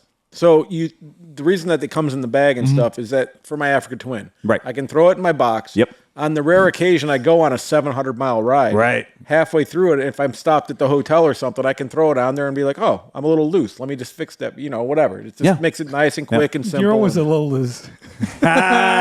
Didn't. So the answer is, Yeah, is there a but handy the- rule? Well, of when thumb? you're There's that not. small, everything's loose, isn't But, it? but checking the tension in the owner's manual is like 2,500 miles. That's true. Okay. Something. So they don't. I mean, a Honda doesn't even care. So No, but if you slapped a new chain on, say you slap a new chain on for a thing, it's going to stretch in If I 500 had a miles. choice between that and a can of chain lube, I'd take the chain lube Yes, every time. absolutely. That's no shit. If you want to know how to focus your energy, Yeah, like that's a good point. that's a great tool. If you've already used your can of chain lube, It got me. I was on Instagram. No, I was like, no, oh, $35. I'll fucking take Look, it. God damn it. Snake oil. I don't think it's a bad buy idea like at all. a fleshlight too. No, I bought rubberized socks, but they never came. Do you know what I bought the other day? Because I didn't even realize you could buy this. I bought 6 pounds of Reese's Pieces. What? Okay, so Wait, I one Reese's Oh, piece, give 6 it up. pounds? Where are they? show me. I think my Amazon driver was like, 6 pounds of Reese's Pieces. But Oops, box ripped open. no kidding. I love Reese's Pieces. I just generally, I think that's one of my favorite candies in the world. But I always like. You don't eat cereal in the morning. You just have a bowl. of Reese's Pieces. Hey, look, that Reese's candy, that Reese's cereal. That if you want to really do some damage to your body, Oh, yeah. Oh yeah. that shit's delicious though. It's like if Captain Crunch had a chocolatey peanut buttery baby. Just don't eat them before you go to the dentist, because it roops your whole It mouth. just is tears it all destroyed. apart. Yeah. It's like eating gravel. It is. Yeah. Well, just to revisit the chain thing. Yeah. I think the biggest thing about adjusting a chain. I mean, I agree with John that you keep it a little loose, but it's the alignment too. It's Yes. like you want to make sure it's straight. Yeah. And you don't want to get it cocked. And a lot of people don't. I mean, that's why they put little lines on the. I mean, Yeah. and, But you can't even trust those a lot of no, times. but either. I'm just saying though, you could look at it can. if it's You can adjusted. trust those almost 100% of the time. Yep. And I will tell you, I bought the laser thing. You talk about buying dumb shit. Yeah. My dumb shit cost way more than your dumb shit. Because back when lasers weren't free, Right. back when lasers weren't literally at the dollar store, Right. I bought a $700 laser alignment tool, a wheel alignment tool. Nice. We have it in the back. And because Has it paid for itself yet? Oh my. So I also was of the school. Wait till your customers get the laser chain alignment fee on their bill. Look, I put it there right after the nitrogen in the tires.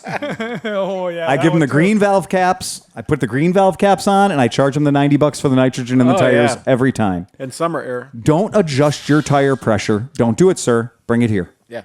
Bring it here. Yeah. Don't do it because we put nitrogen in there. So don't adjust that air pressure at home. You'll let all the nitrogen out.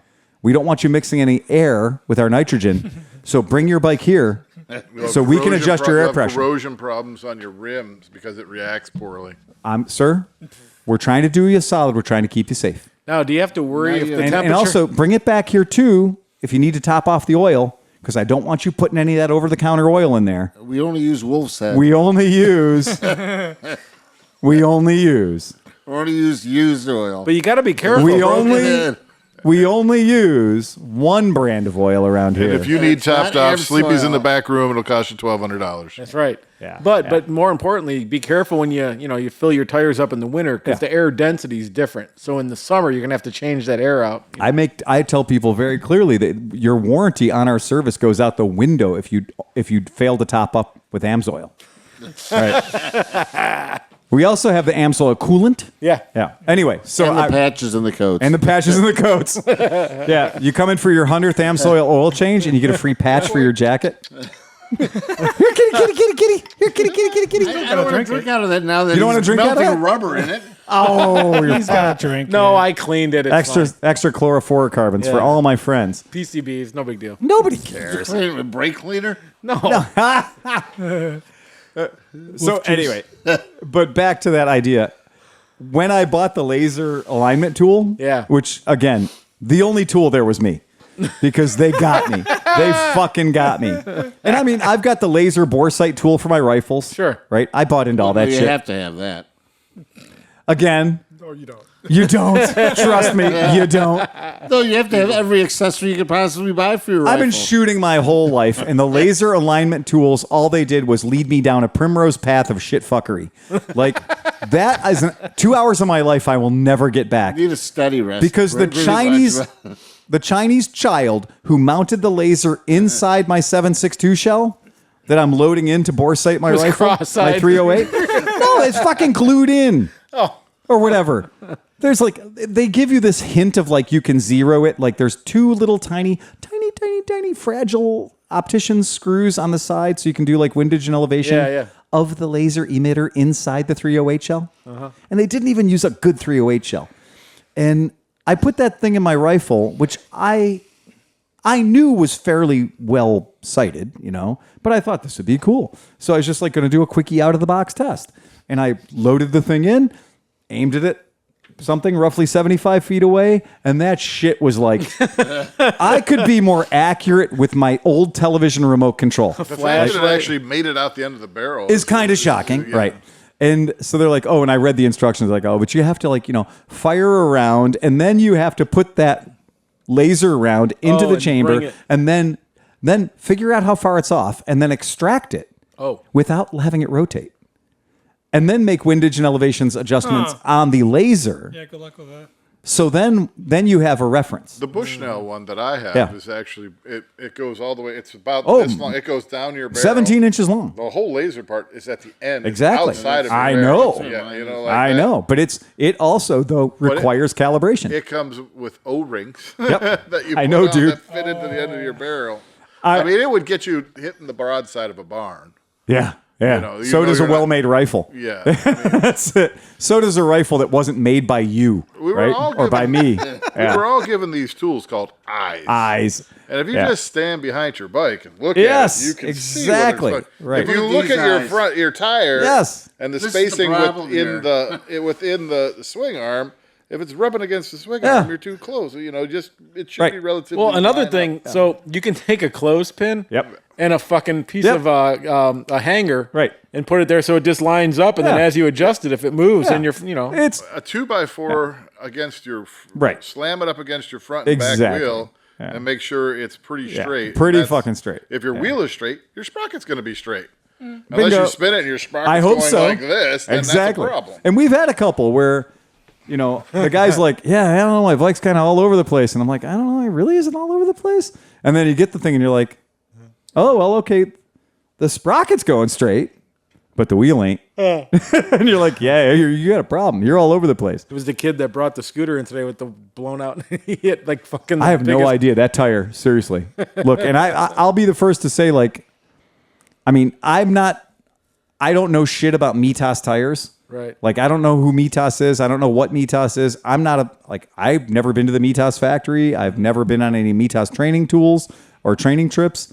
I've never had Mitas give me a seminar on why their tires are good. Right. But what I could tell you about that tire that came in today, that was a fail. Yeah, that was. Yeah, that was a fucking fail. And he's like, I don't know. It just lost all of its air. And I'm like, no. With maximum velocity. Did you see his Crocs, though? All of him was pretty interesting. So his Crocs were straight up 100% strawberry shortcake Crocs. Oh, all right. So he was wearing strawberry shortcake Crocs with little birthday cakes and candles on them. Like, this guy was... And I couldn't tell if he had hit his fingernails with a hammer. So in my world, if my fingernails are ever black, I've had a hammer but accident. it didn't look like nail polish. No, it was nail polish 7 weeks ago. Oh. Because here's the thing I've noticed about people that like to dance that fine line between like, hey, fuck you, I'm going to dress however I want to dress. I'm going to wear a Hello Kitty pink shirt and some, espadrilles and whatever the fuck I'm going to do. That's cool. But usually people like that are like dialed in. Yeah. Like they're groomed, right? And if you're going to be like an adult male, 36 years old and going to have nail polish on, it's going to be nice. Well, as your service manager said, that dude's a Fruit Loop. It's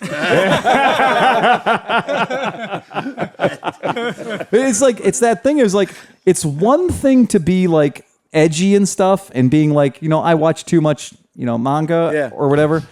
It's one thing to do that and to be like, you can't put me in a box. Well, I've never seen somebody that actually bought the patch jacket from Hot Topic. Oh, before. It is 100% the patch jacket from Hot Topic. And it's ironically cool. Yeah. It's ironically ironic. It's triple ironic, right? That's how cool he is. Yeah. But the problem is, he also does always look like he was in a gutter this morning. Yeah. Like literally that somebody Shabby chic. dumped the dumpster out. Well, and you guys were like, I think, was it you or James that was like, okay, yeah, you're good. We got your bike now. He's like, Yeah. oh. What do I do now? Do I have to do anything? He's like, no. We'll call you when it's done. Did he drive that giant Cummins turbo diesel Dodge 4x4 with a 17-inch lift kit in? Did he drive that in? He did. Holy shit. It's such a dichotomy. I don't understand what's going on. I have Does a he have feeling. stacks?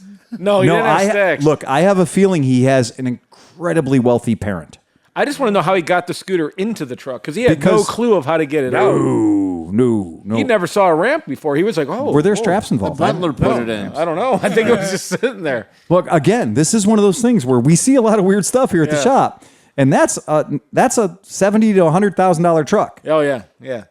Before you pay to lift it. And the ruin thing it. is his mechanical knowledge was, I don't know what happened that my tire lost all its aerosity at 1 second. And I was like, well, you hit something. Yeah. I didn't hit anything. I didn't hit anything. I'm like, dude, if you didn't hit something, a robot crawled out of the ground, bit your tire, and held on for 1.5 miles. There was a gash this big on the side of the tire. At least. It is a truly fucked tire. Yeah. And there's a giant chunk out of the rim. Yeah. And it's like, if you're in such la-la land that you don't know when you have straight up fucked your rim, like, it's epic. And there's 300 miles on the bike. He's like, I was on my way to work, man. It's not like there's a lot to compare it to either. You were literally 300 miles on the odometer. Yeah, man. It was crazy. But it's crazy. It's kooky. And I mean, it was epic. And I was just like, yeah, that is fucked. But also, have some consideration. Yeah. If the tailgate of your truck is nipple high or higher. This was head high. Yes, it was head high. Yeah. And I had the long ramps out. We were still high centering. Yeah. And it was a battle. Truly unsafe. Yeah.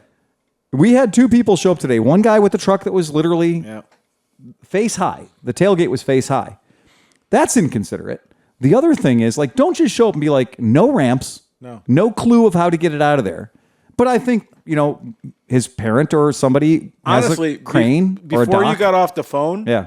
like Renee was like, "Do you want to help him?" Like, I think there might be a liability involved. I thought he was going to throw the scooter off the truck. Other thing was the fellow who showed up with a hitch hauler.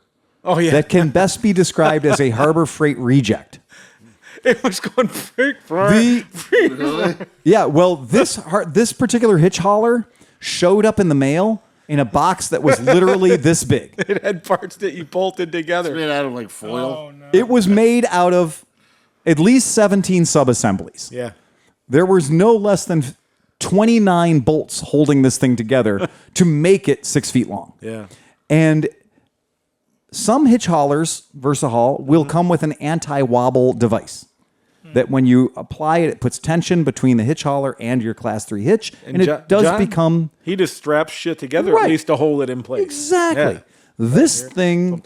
Yeah. I don't even like that. Sometimes Yeah. I like it to float back there. Oh, then you'd have loved this one. Because this thing was listing want my 26 degrees to starboard. I don't mind it moving in the receiver. I don't want the whole thing. It probably wasn't all tight. Oh, this was a hot mess. Mine. I didn't have the hardware for it, so I used slightly smaller hardware. Yeah. But it's kind of cool because it gives it a little cant. Yeah. So when you go to roll a bike on it, Yeah. you don't even hardly need to use the ramp. Dude. The bike just sort of sits like this. Yeah, well, this Like it's going thing... to the moon. I wonder if the shelf on the back of the fire truck would work if I put a. Why not? It is far better and more skookum than this fucking thing was. This thing, I straight up told James, I was like, okay, James, I need you to come over here. Customer. Okay, put your second hearing aid in. Very good. Get out your horn, your ear horn. He was also about 175 years old. And I said, I'm telling you right now, I'm going to put this bike on this device under protest.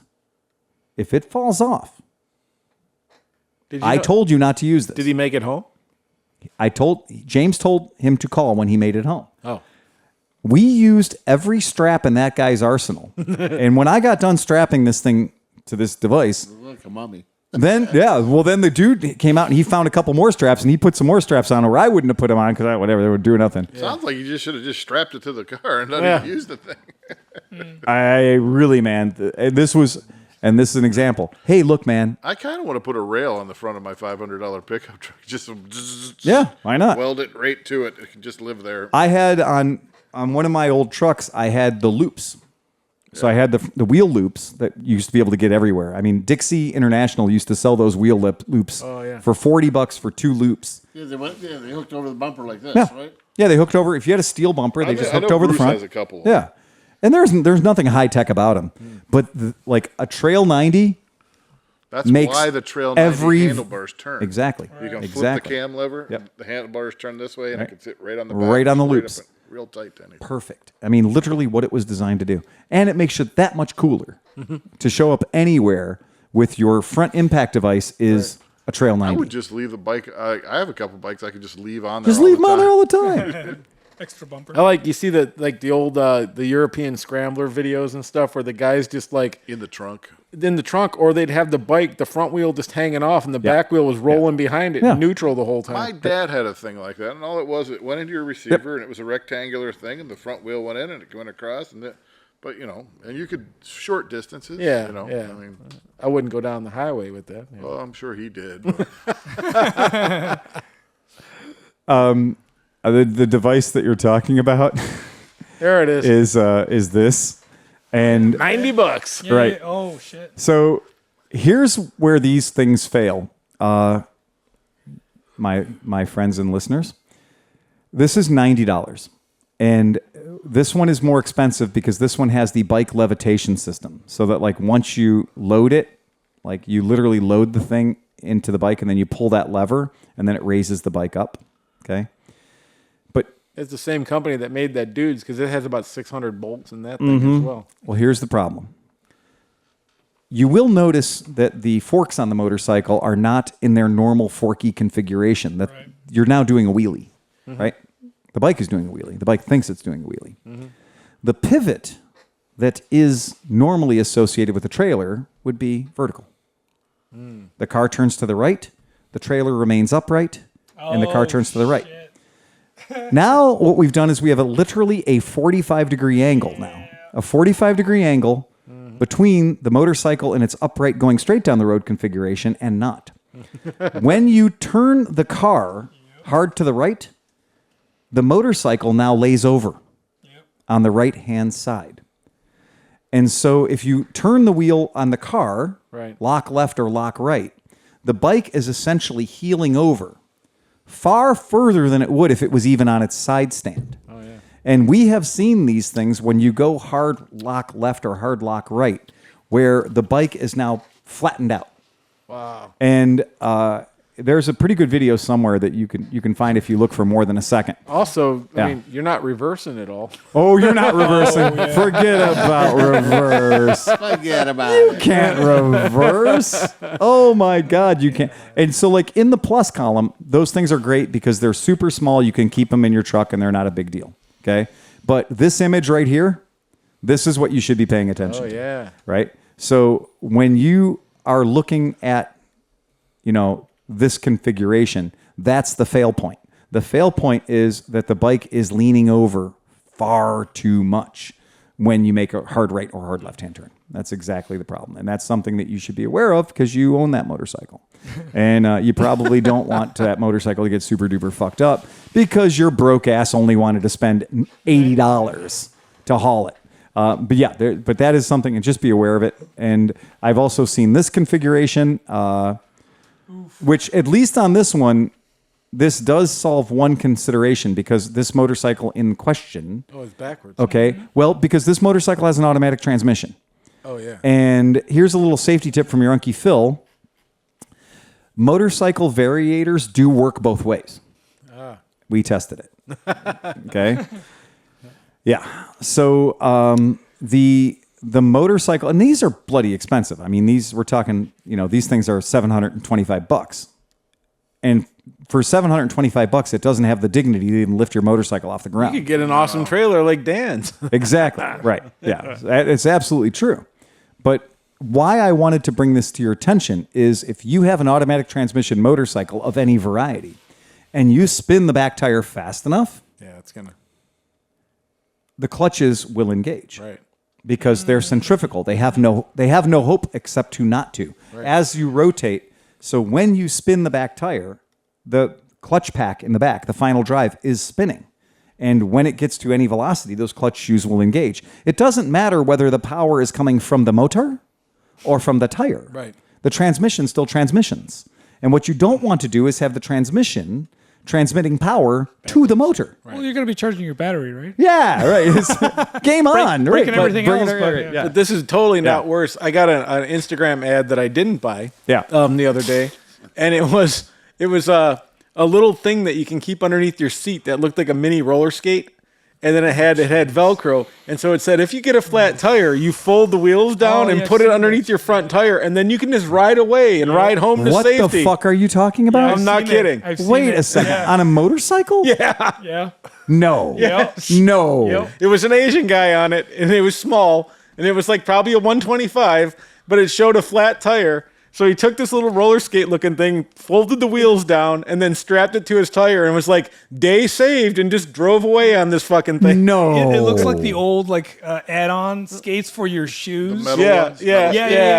No. Yes. Yeah, there you go. Yeah. No. Yep. Those are rollerblade wheels. Pretty much. You can't hit anything on that. No. You can't hit anything But on it'll that. save the day if you It'll had a save It's flat not tire. going to save the day. It's going to break your ass. Yeah. And by the way, your tire's just sitting in there. Yeah. Yeah. By the weight of gravity. They It's for your had front tire. They had Yeah, a nice Chinese-made Velcro strap that went around the tire and Did it wheel. have a QR code on it? Regardless, though. Okay, bear with me, guys. Okay, this. No. I've seen the video too. It's on the rear wheel. Well, it forgot says about the that front shit. wheel can be ridden. The rear wheel can only tow. This is a device meant to kill people. Right. Yeah. Because, no. You know that some idiot's going to put it on the rear tire. Right? Doesn't matter anyway. It doesn't matter. Anyway. It'll just shoot the thing 700 feet. But the thing is, if you put it on the front wheel, right? Yeah. How do you turn? No, I don't care. No. I don't care. Let's not even get that far. We're not going to get that far. Who in this room has ever ridden roller skates? Everybody. Who in this room has ever been on fruit boots? I mean, rollerblades. Yeah, Right? yeah, that too. Okay. That's what's out here. Yeah. Okay? Now, how big of a pebble stops you dead on a skateboard or on your rollerblade? Not much. Sand. A BB? Anybody? Yeah, with me? BB, You yeah. with me on a BB? Yeah. With me on a BB. Yep. And what happens when you hit the BB? You fall. Wheel locks. The whole thing locks. Stops, yeah. So now, just for the sake of argument, let's just say you're riding your motorcycle. Right. With this, shopping carts too. You could take this to a shopping cart level. What? Old wobble. Yeah. No, or like you hit a little tiny thing in the store. Oh, yeah. It locks the wheel right up and it drags. fair along. dinkum. Yeah. Now, if that little roller skate, that weird mutant fucking roller skate that's on there, So stupid. if that did hit a pebble, what would happen? Yeah, you're done. What would happen? It would stop. Right. But your motorcycle keeps Keep going. going. Yeah, right. Yeah. And then where does that thing end up? Underneath your back wheel. Underneath your back wheel. Yep. And what happens when you hit something like that with your back wheel? Nothing good. You die. Yeah. Right. That's it. You just die. This is fantastically dangerous. Yeah. But Walmart has it. Get the I mean, seriously. Yeah, they do. Like, this is straight up, this is criminal intent right Yeah, here. right. This is straight up, somebody's trying to murder you. That's all this is. This is it. Now, I love the fact that it's sold and shipped by Shenzhen Shi Tichuana TTT Dianjingjiao Zhenjiao Jijuan Gansi. UK. Esquire. And by the way, It's got 3 stars. 3 stars. Oh, perfect. By the way, Thank you, Steve. 3 fucking stars. And that's not a good thing. 24 seller reviews. Wow. Guys, I am aghast. You got to look Read for the reviews. Yeah, you got to find the 5-star idiot. crash. You know, I am straight up aghast You gotta find the 5-star at how one. deadly this is. Like, this is straight up gonna murder you. This is like, I put this on the same level with the 1984 Le Run unicycle scooter thing, where we literally took it out one time and said, I'll pay anybody who can ride How do it. you get your bike up on that thing? That's another great I question. mean, like, Exactly. you gotta You have to like, lift it. lift your bike up and somebody puts it under it and sets it on. I mean, you're not gonna. It's gonna So roll away. if you try basically to now ride there's an onto it. accomplice in this murder, right? I guess what you could do is you could lean your bike on the side stand, Yeah. Phil Waters style. Lean the Yeah. bike on the side stand till the front wheel's in the air. yeah. Have your accomplice come over and slide it under the wheel, and then put the front wheel Strap it down. on. Okay. Yep. This One doesn't even. This is obviously a bootleg one because it doesn't come with the Velcro strap. So I mean, if you had is a the bootleg. This one's very. obviously a This one's the unsafe one. yeah, Oh my god! They've thrown caution to the wind here. Clear. see if you I can gotta find say- the video. You got to find the video because it's worth it. It's so good. The guy it's like this Chinese guy. And he starts rolling away. He turns to the camera and gives a thumbs up because yeah. he's driving again. This is, I mean, not for nothing. This is diabolical. it's wicked. There's just nothing to say other than, and I love the way they're giving you the suggestion that it might work on the rear tire. Because, like, yeah, it's okay. I got one of these in my saddlebox. I have 2 of them. Right. I got 2 of them. I could blow 2 tires. I'd be for the MP3 though. I like the Chinese one that literally has multicolored wheels, so it's festive. Yeah. Right. That's directional. That's directional. Yeah. Does the stupid idiot wheel go in the front or in the back? The bonus 5th wheel. I don't know. I don't That's a good know. point. But the point being that that's this what I was is looking at. pure death. I mean, there's no better way to put it. This is going to kill you. Like, you can't live on this. This is it. And in fact, now imagine, if you will, you've got this on the front of your vehicle, and there's a turn, Right. What do you have? any turn, Yeah. What happens? and you try to lean. No, you're not leaning. That thing ain't holding the ground. No. That has got no contact Just gonna eat patch. shit. Oh, you're going to eat shit. It's going to be a big old shit burger. Like, you're going to eat shit in the worst way ever. Like, that's not even... Well, those wheels are hard plastic too, probably. They're rollerblade wheels. Yeah. On the best day, they're garbagey, shitty. You know, they come off a baby carriage.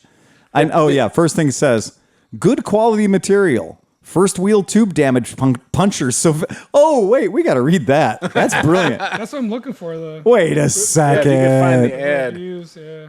Oh my God. This is truly, truly epically shit. This is garbage. This is just going to kill you. That's all there is to it. We're not have to. Okay. That one was $1,400. Can you? You drink it. we're gonna do a challenge, Clevelandmoto challenge, right here in front of us right now.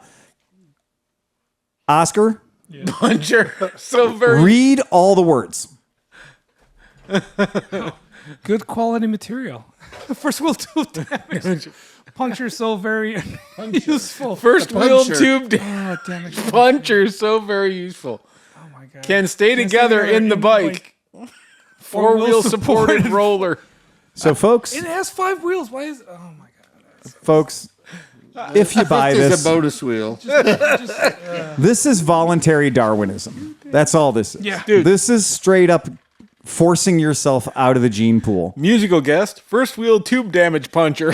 What does that mean? First wheel tube damage puncher so very usefully. So You guys understand, I had to psych myself into reading that line. Right. I had to psych myself into reading that line. well, it might say that you can only use it if you have one flat tire. My On brain, your first flat tire, not first two. wheel tube damage puncher. No punctuation. I've heard about donkey punching. right. That's it. Might Can stay together in the bike. Can. But probably won't. Good quality material. Debatable. I'm not sure that those wheels have bearings in them either. It doesn't matter. It just doesn't matter.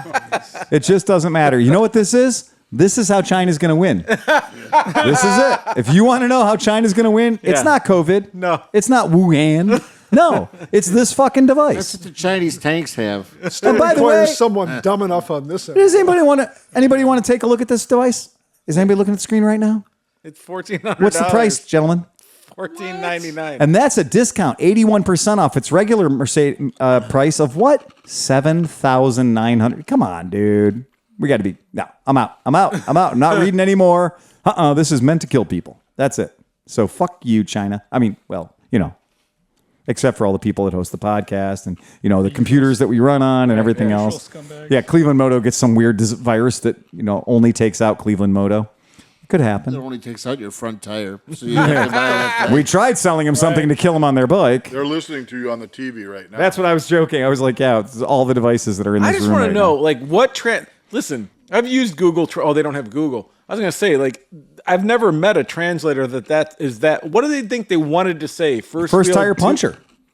Oh, puncture. Yeah. Yeah, it's puncture. It got lost in translation. Yeah, but if you were going from English to Chinese and trying to sell something to them, Yeah. can you imagine how many fucked up characters you would have? Yeah, you're right. Oh, I'm glad you brought that up. Talk amongst yourself for a hot second. All right. So this thing has 3 stars and it has 11,500 reviews. Allegedly. Let's read some. Because of them. I'm trying to click it. It doesn't actually. I think it's just a JPEG of 3 fucking stars. Because I'm trying to click it to read those fucking things. Yeah. It doesn't go anywhere. Yeah, I don't think it's from That was Walmart. It's just the 11,000 reviews were actually anal beads, and they just copied it. And put it Yeah, there's nothing. If you go to the actual Walmart part of it, it has 0 stars, and it asks you if you want to start We should putting review your it. own review yes.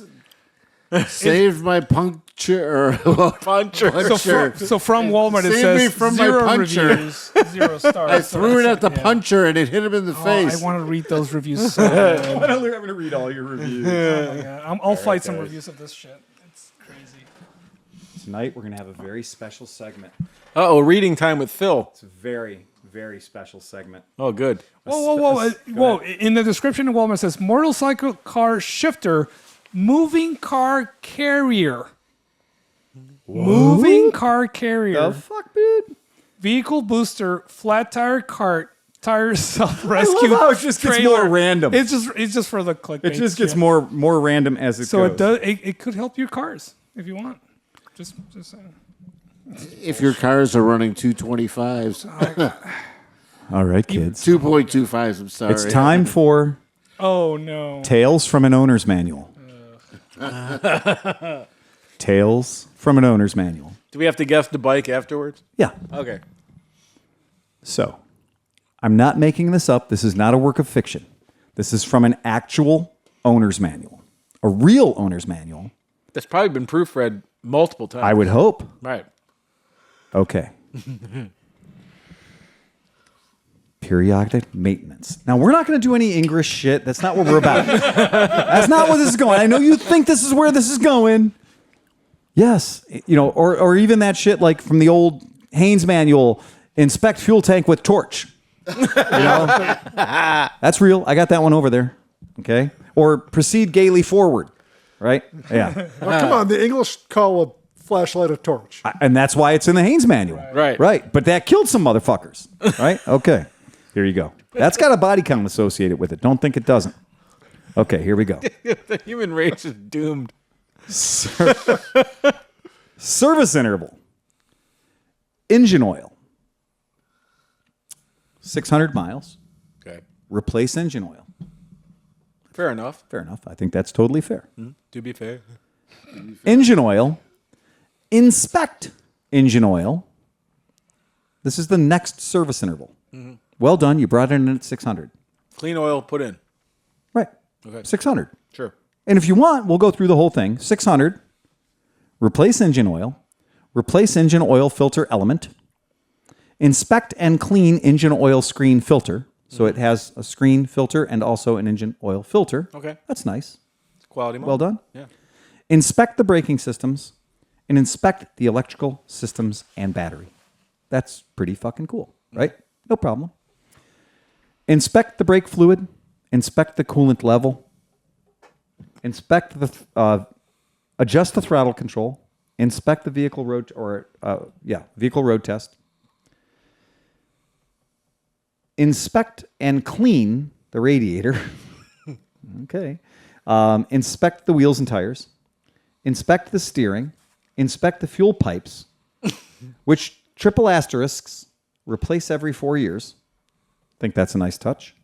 Replace or inspect the anti-dive linkage bearings. Very good. Okay, excellent. You guys with me? 600 miles. So that's what this bike needs at 600 miles. Pipes are tubes, right? Yeah, I think we can read into that. Fuel pipes probably means fuel lines. Sure. Okay. Right. We'll allow them a little, considering the abortions that we've seen with other translations. Sure. I give them 3 stars on that. That's well done. Okay. Yeah. Next service. This is the second time the owner's going to bring his bike in. At 3,700 miles. Oh. 3,700? 3,700 miles. You owned the bike for 600. Now fuck off. I don't want to see you again for another 3,100 miles. Right. Okay. Seems a little... I mean, that's pretty average. 3,000 miles, right? Okay. I mean, Now, I do on. 15. Hold on, guys. Just hang in there. It's going to get better, I promise. But that's just food for thought. Okay. Inspect the plastic sliders in the variator cover. That means the roller weights. Right. Inspect them at 3,700 miles. Clean the clutch bell. I'm going to tell you guys who don't know it, in order to do that, you have to remove the clutch bell. So you've got the transmission cover off, you've replaced or inspected the variator weights, and now you've cleaned the clutch bell. Inspect the variator rollers, inspect the driving belt, clean the air filter, inspect the engine oil. At 3,700 At 3,700 miles. So miles. 3,100 miles later. Inspect the engine oil, inspect the braking systems, inspect the radiator, clean, inspect the radiator, inspect the wheels and tires, and inspect the anti-dive link bearings. All right. They're putting a lot of energy into this anti-dive link bearing stuff. Okay, fair enough. Now here we are at 7,400 miles. Oh, the interval goes up. Oh no. Yeah, it's 3,700 miles later. Okay. So now this vehicle is clearly saying it wants to see some sort of a service every 3,700 miles. Okay. Fair enough, right? You got that? So, 3,700, 7,400. Now, at this point, we are now finally, for the first time since it was new, changing the oil. So this motorcycle wants you to inspect the oil at 3,700 miles and change the oil at 7,400 miles. And also, we now finally changed the filter at 7,400 Change the tire in your crankcase. Yes. Okay. Yeah. So on this one, it's it's lube the torque driver pins. Lube the torque driver pins. That's a good one. That's probably in what they're calling the torque driver is probably the clutch. Okay. Inspect the safety fasteners. Replace the plastic sliders. So now they're saying you should replace your plastic sliders on your variator. Clean the clutch belt. Replace the rollers. Replace the belt. 7,400 miles. Inspect the variator moving half pulley, clean the air filter again, inspect the transmission cover, air filter, replace the engine oil, replace the oil filter element, inspect the gear oil. Again, we're only replacing the gear oil at 14,800 miles. Wow. We're only changing the oil every 7,400 miles. Remove metal from oil. Look, from They must have magnetic drain plugs. I was just gonna say that. Yeah. it look like a light bulb. So the reason I wanted to bring this to your attention is we've got a vehicle here that tells you straight up that, yeah, you can go back to your dealer every 3,700 miles. That's the service interval. But you're only going to change the oil every 7,400 miles. Right. And you're only going to change the oil filter every 7,400 miles. Which most of the scooters you see come back through here, that's like 15 years. This is a 300... yeah. This is a 300cc fuel-injected liquid-cooled bike. Right. That has 1 quart of oil in it. Right. 1 quart of oil. Now, I can understand if you've got a Dodge Caravan with a straight 4-mil motor in it, and, you know, if you want to go 10,000 miles with an oil changes, if you want to, that's your car. I won't. 6 liters of oil or whatever. And you've got 6 quarts of oil or 5 quarts of oil running around in there. That's one thing. Right. But on a motorcycle, on a scooter, any motorcycle application, which the revs are going to be like, your Dodge Caravan may never go above 5,000 RPM. Or 3. This thing's going to go 8,000, 9,000 RPM. And we're saying 7,400 miles to change the oil. What? That's confidence. I got to say, the Chinese have now gone plaid. They have straight up said, we're good. Look at our owner's manual. Yeah. This thing's got a 3,700 mile service interval, but it's only got to change the oil every 7,400 miles. But that's a good point what Sleepy says. I mean, the mileage of scooters, not saying that it's a good practice what they're saying, but how often do you Look, see I those can bikes point in actually 3 different directions right now and show you bikes that are 20 years old that have less than 1,000 miles on them. Sure. They're not ready for their break-in service, and they're 20 years old, man, right? You know, change that first oil in 600 to 1,000 miles. Okay, see you never. It's weird that they don't add time allotments to that too, because moisture condensation coming in and out and doing things. I could say, and I do have to say, this is one of the best translated manuals I've ever seen. It is wonderful. It's remarkably clear and concise. Whoever spent the time and the money translating it did a great job. It's a really good owner's manual. But what I'm concerned with is how confident are they in their motor? Yeah, right. Well, this service interval is terrifying. I mean, this is fucking terrifying.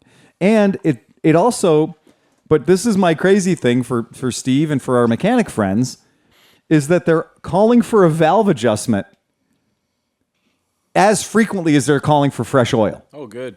Oh. So, wait a second. You're telling me that your motor is so shitty that you need a valve adjustment every 7,400 miles. Right. As you do But you're telling me your motor is so good it doesn't need to have the oil changed but every 7,400 miles either. No, the reason they have the oil at 7,400 miles is because They use AMS oil? no,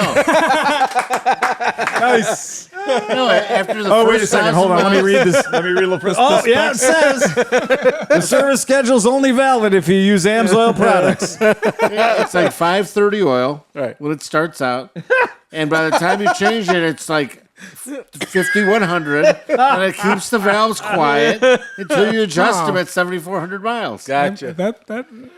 I'm going to tell you straight up. I do not know at all how they came up with this service interval. I have no idea how they came up with the service interval. It's absolutely got me stymied because I really do feel like Kilometers, though? No, they got a kilometers thing too. I did the train. Yeah, it's in kilometers and in miles. Don't get me It wrong. would make sense if it was in kilometers. Almost makes They sense. go to if it the was in trouble of kilometers. actually saying fuel specification 91 octane RM2. Like they really put a lot into this.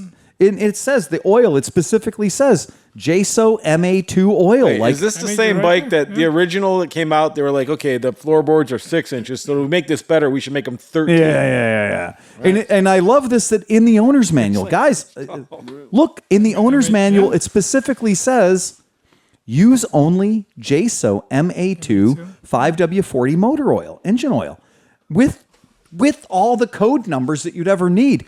This is not, nobody phoned this in. Right. This is extremely. Many oils claim to meet or exceed JSO ratings, but are not verified to meet these standards. If an oil does not have a 10-character oil code and the JSO rating prominently displayed on the label, then the oil has not been verified by the Japan Lubricating Oil Society and should not be used in your scooter.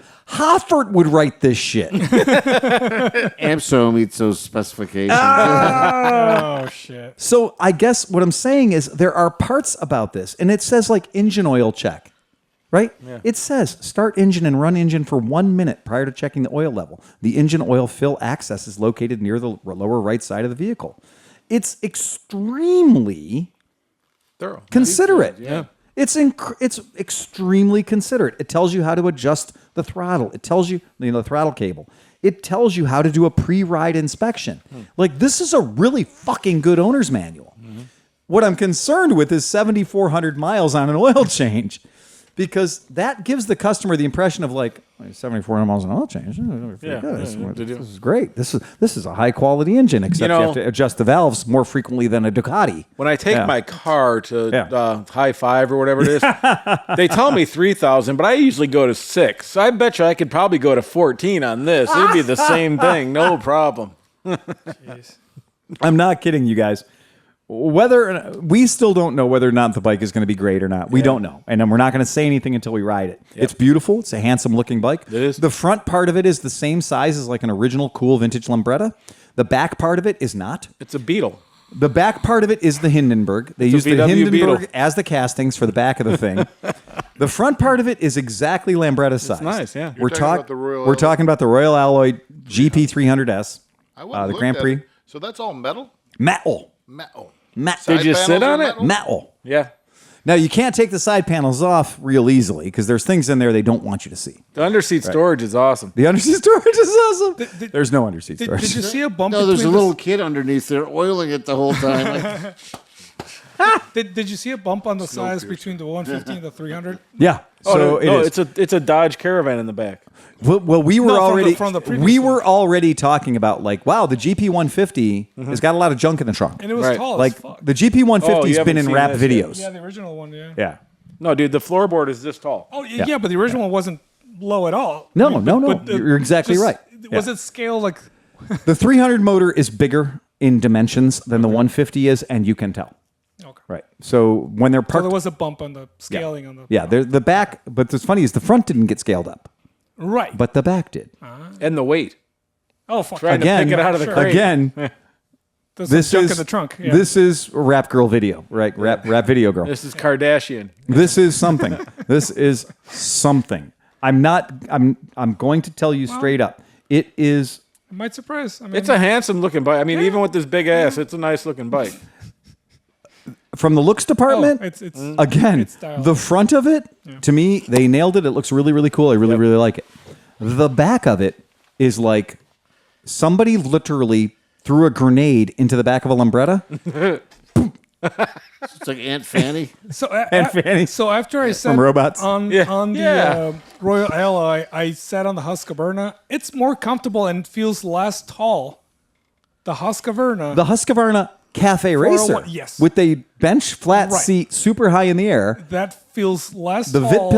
Vitpillen does feel lower than the Royal Royal Alloy Alloy. 300. Yeah. The Shambretta. The Shimmer. But didn't you say when you tried to turn, it hit your elbows? Yes. Yeah. So not even that. When I was sitting in a neutral riding position, because the overinflation of the posterior of the vehicle and the seat happens to be located on the posterior of the vehicle, Right. that my ass is now higher than my hands. And so when I put my hands where they're supposed to be and I turn the handlebars left and right, my hands actually do hit my knees. Yeah. So yes, it is a very, very, I think Aunt Fanny. I think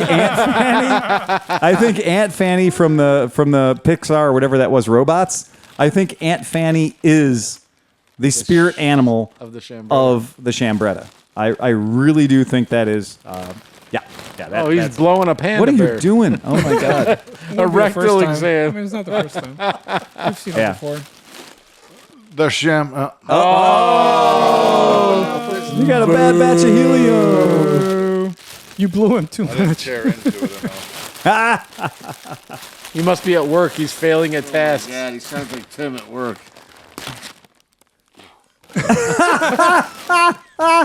He just gilded the fucking bear. Come on, everybody, and come out and buy the Royal Alloy 300. Yay! Did you know that Shambretta is a person's name? No, it is not. Yes, it is. That's amazing. Yeah, He Shambretta just Pitts. Lorena Bobbitt, the fucking panda. I'm not like this is not as far as I'm concerned. Shambretta. Shambretta. The if you do want to compare the ass size, so that is just going to give you an object for like reference. So that gives you an idea of like the scaling of the bike in native market and stuff. Like the back of the 125 and the 50 and stuff is pretty normal scale. Does it come? Right. I didn't notice that it came with those sunglasses, though. There we go. Yeah, all right. Yeah. So I really do think that if you are the person, we know people that have bought the GP 150 and they're happy with it. We had some quality control issues with the first two that we had. We can only assume that they figured that shit out because nobody would continue buying or selling a vehicle that had the problems that we detected in the first two that we had here. They would have to sort that out. Shambretta's a badge. See, look. What you talking about, Willie? I can't see what you're talking about. Oh, badge. Badge. Wow. It's a badge. Oh, badge. Profile badge. All right. Yeah. She's a badge job. There you go, Shambretta. Right. Yeah. There you go. You could have a Shambretta. Some of your What, bobs. assembled from different pieces parts? Yeah, it could be. But let's just be aware of that and we'll see what happens with the bike. We'll see how great it turns out. It might be awesome. It might be great. The story behind it, if you do want to look into the Royal Alloy story and find out. There's a lot of dirty dealings. There's a lot of really unethical bullshit Chinese stuff that happened. And I will never soft sell that. The guys that designed it, the guys who invented it, the guys who patented it and prototyped it and everything else, they got fucked. I mean, they got straight up fucked. Take your life's dream. And if your life's dream is that you wanted to rebuild the actual DeLorean from Back to the Future. No, seriously. And you're like a straight up cosplay enthusiast or whatever, and you want to build a perfect fucking replica of something as iconic as the DeLorean from Back to the Future. So you put your time and effort into making bodywork and making panels and making molds and finding a motor and finding a chassis. And not just building a working prototype, not just doing that, but then scaling it to the point where it can be produced so that you can sell them to people and make profit doing it. And to give people a product that's got good brakes and good tires and is not just a wooden form with tires underneath it. Right. Imagine if you did all that and you said, okay, I want to actually build 100 of these. So you approach all these different manufacturing companies and you can't find anyone to help you build 100 of these or 1,000 of these or 5,000 of these because you want to sell them so the world can be driving around in replica DeLoreans. And you find a company that says, yes, we can do that. And then you go, great. And they go, okay, well, we're going to need $1 million startup money so we can put the tooling together. And you're like, great, let's do that. I'm going to give you $1 million of startup money so you can put the tooling together. And then after you entrust them with all that and your fucking sweat equity and everything it is, you see that product that you designed and you prototyped and you brought to market being sold down the street from you without your name on it. How pissed would you be? Be fairly upset. And now you can't sue them because they're Chinese. And you can't sue China. Yeah, that's pretty sketchy. I'd be very pissed. Exactly. Yeah. I mean, that's what's going on. And that's exactly what happened with the Royal Alloy. That's the exact thing. And so that's where we kind of go, yeah, we have to acknowledge that product, that thing that we have sitting over there, it's okay if you don't like it. It's okay. Right. If you don't like it, if you don't want to ride it, or if you feel like ethically somebody got fucked, because somebody got fucked, and that really happened. He's gassing him. That's a real thing because the guy that did build it and the guy that worked hard. See you at lunch tomorrow. No. Yeah, because there is a real one. Because there is a real, Mando. you know, there is a thing. It's called Lambretta Innovations. And Lambretta Innovations is a real company that you can buy bikes from. And Lambretta Innovations got their shit ripped off hard. I mean, hard. And that is a fucking crying shame. That really sucks. And that's all you can expect from the Chinese. So. Well, and this is that thing is, you know, you say in that point, you're like, oh, well, you know, I want a $4,000 bike that looks and smells and breathes and all this stuff like an old Lambretta. But what you realize is that in order for that to happen, the guy who actually put the sweat equity into it, the guy that designed it, the guy that did all the hard work, got fucked. I mean, that's played out more than once though, because like I think it was Saline or whatever, the guy who built, you know, all the Fords and the Mustangs. He wanted to build his own proprietary car, and he got like hosed to like $600 million, and they just said, "Oh yeah, cool, thanks. We're gonna just keep this." Right. Yeah, his whole factory. Didn't they just he built a factory over there and they just took over his factory and kicked him out. Yep. Damn, man. I mean, that sucks at an extremely high level. And that's kind of what we say is because we do love, you know, we like scooters around here. We like that kind of thing. And when somebody has this great idea and this super cool innovation and basically has their entire fucking thing stolen from them and ripped off and copied and being sold, and he's not getting a nickel, you know? That's fucked up. So yeah, I get it. And if you want to hate on it, please understand that I'm with you. I'm 100% with you. And the first ones we tried, yeah, we had problems with them. We didn't like them. We didn't care for them. We'll see what these are all about. I'm going to have them because it's part of a line that I carry, you know, and Genuine is the one distributing them. So I'm going to have them here, but I'm not going to, it would take a fucking lot to turn me into a fanboy. Because this dude got fucked over, right? And that's unfortunate because anybody who has a great idea and a great innovation shouldn't get fucked over. You know, that's kind of the deal. So that's about that.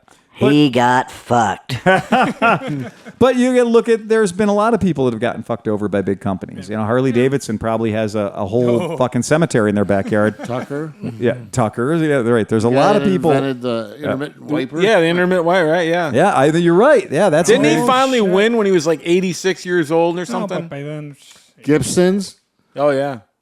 but he won and he's dead. Yeah. There you go, just in time. Good for him. Martin guitars, they got ripped off by the Japanese, and then they somehow got to sue the Japanese, and they got a cease and desist, and they stopped. Oh, did they? Oh yeah. You can do that with Japan, but you can't do that with China. Yeah. Yeah, that is not a thing that works. Clone Wars. What was that? It's basically this is just Scooter Lab did a thing of the Scomati, which is the actual real the real deal. Okay. So they did an actual shootout between the Royal Alloy versus the Scomati. the copy and the copy. Yeah. Fear. Well, it's basically right. You're exactly right. And But that's it's like a Xerox copy. Every copy gets worse. right. Well, and that was the thing is you just have this Scomati and Hanway. Hanway's the Chinese company, and they straight up they fucked him. They just fucked him. There's no getting around it. The guy's got all of his money, all of his work, everything going into this project, and just straight up got fucked. And that's what it is. So it is unfortunate that happened. It really is. The downside is if you want to work, look, and I tell you, get in touch with Scomati. Get in touch with Frank Sanderson. Buy his bike if you want to have the closest thing you can get to a real, honest-to-God Lambretta scooter. Buy it from Frank Sanderson. Mm-hmm. Buy it from the guy that designed it. Buy it from the guy that was crazy enough to put a 450cc Yamaha motor into this modern bike with 12-inch wheels and fuel injection and all kinds of good shit. Can you go down one second? Can I go down? I can go down. Up. I mean, okay, so is it? It looks like it's not Royal Alloy. It looks like it's Royal Alloy. Yeah. It's Royal Alloy. So yeah, it's Royal Alloy. And that might have been something to prevent himself from getting sued. Oh, okay.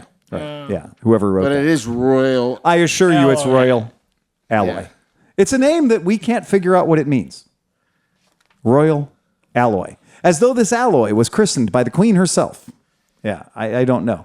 But Queen that's of what Italy? it is. Yeah. It's a real classic manufactured a week ago.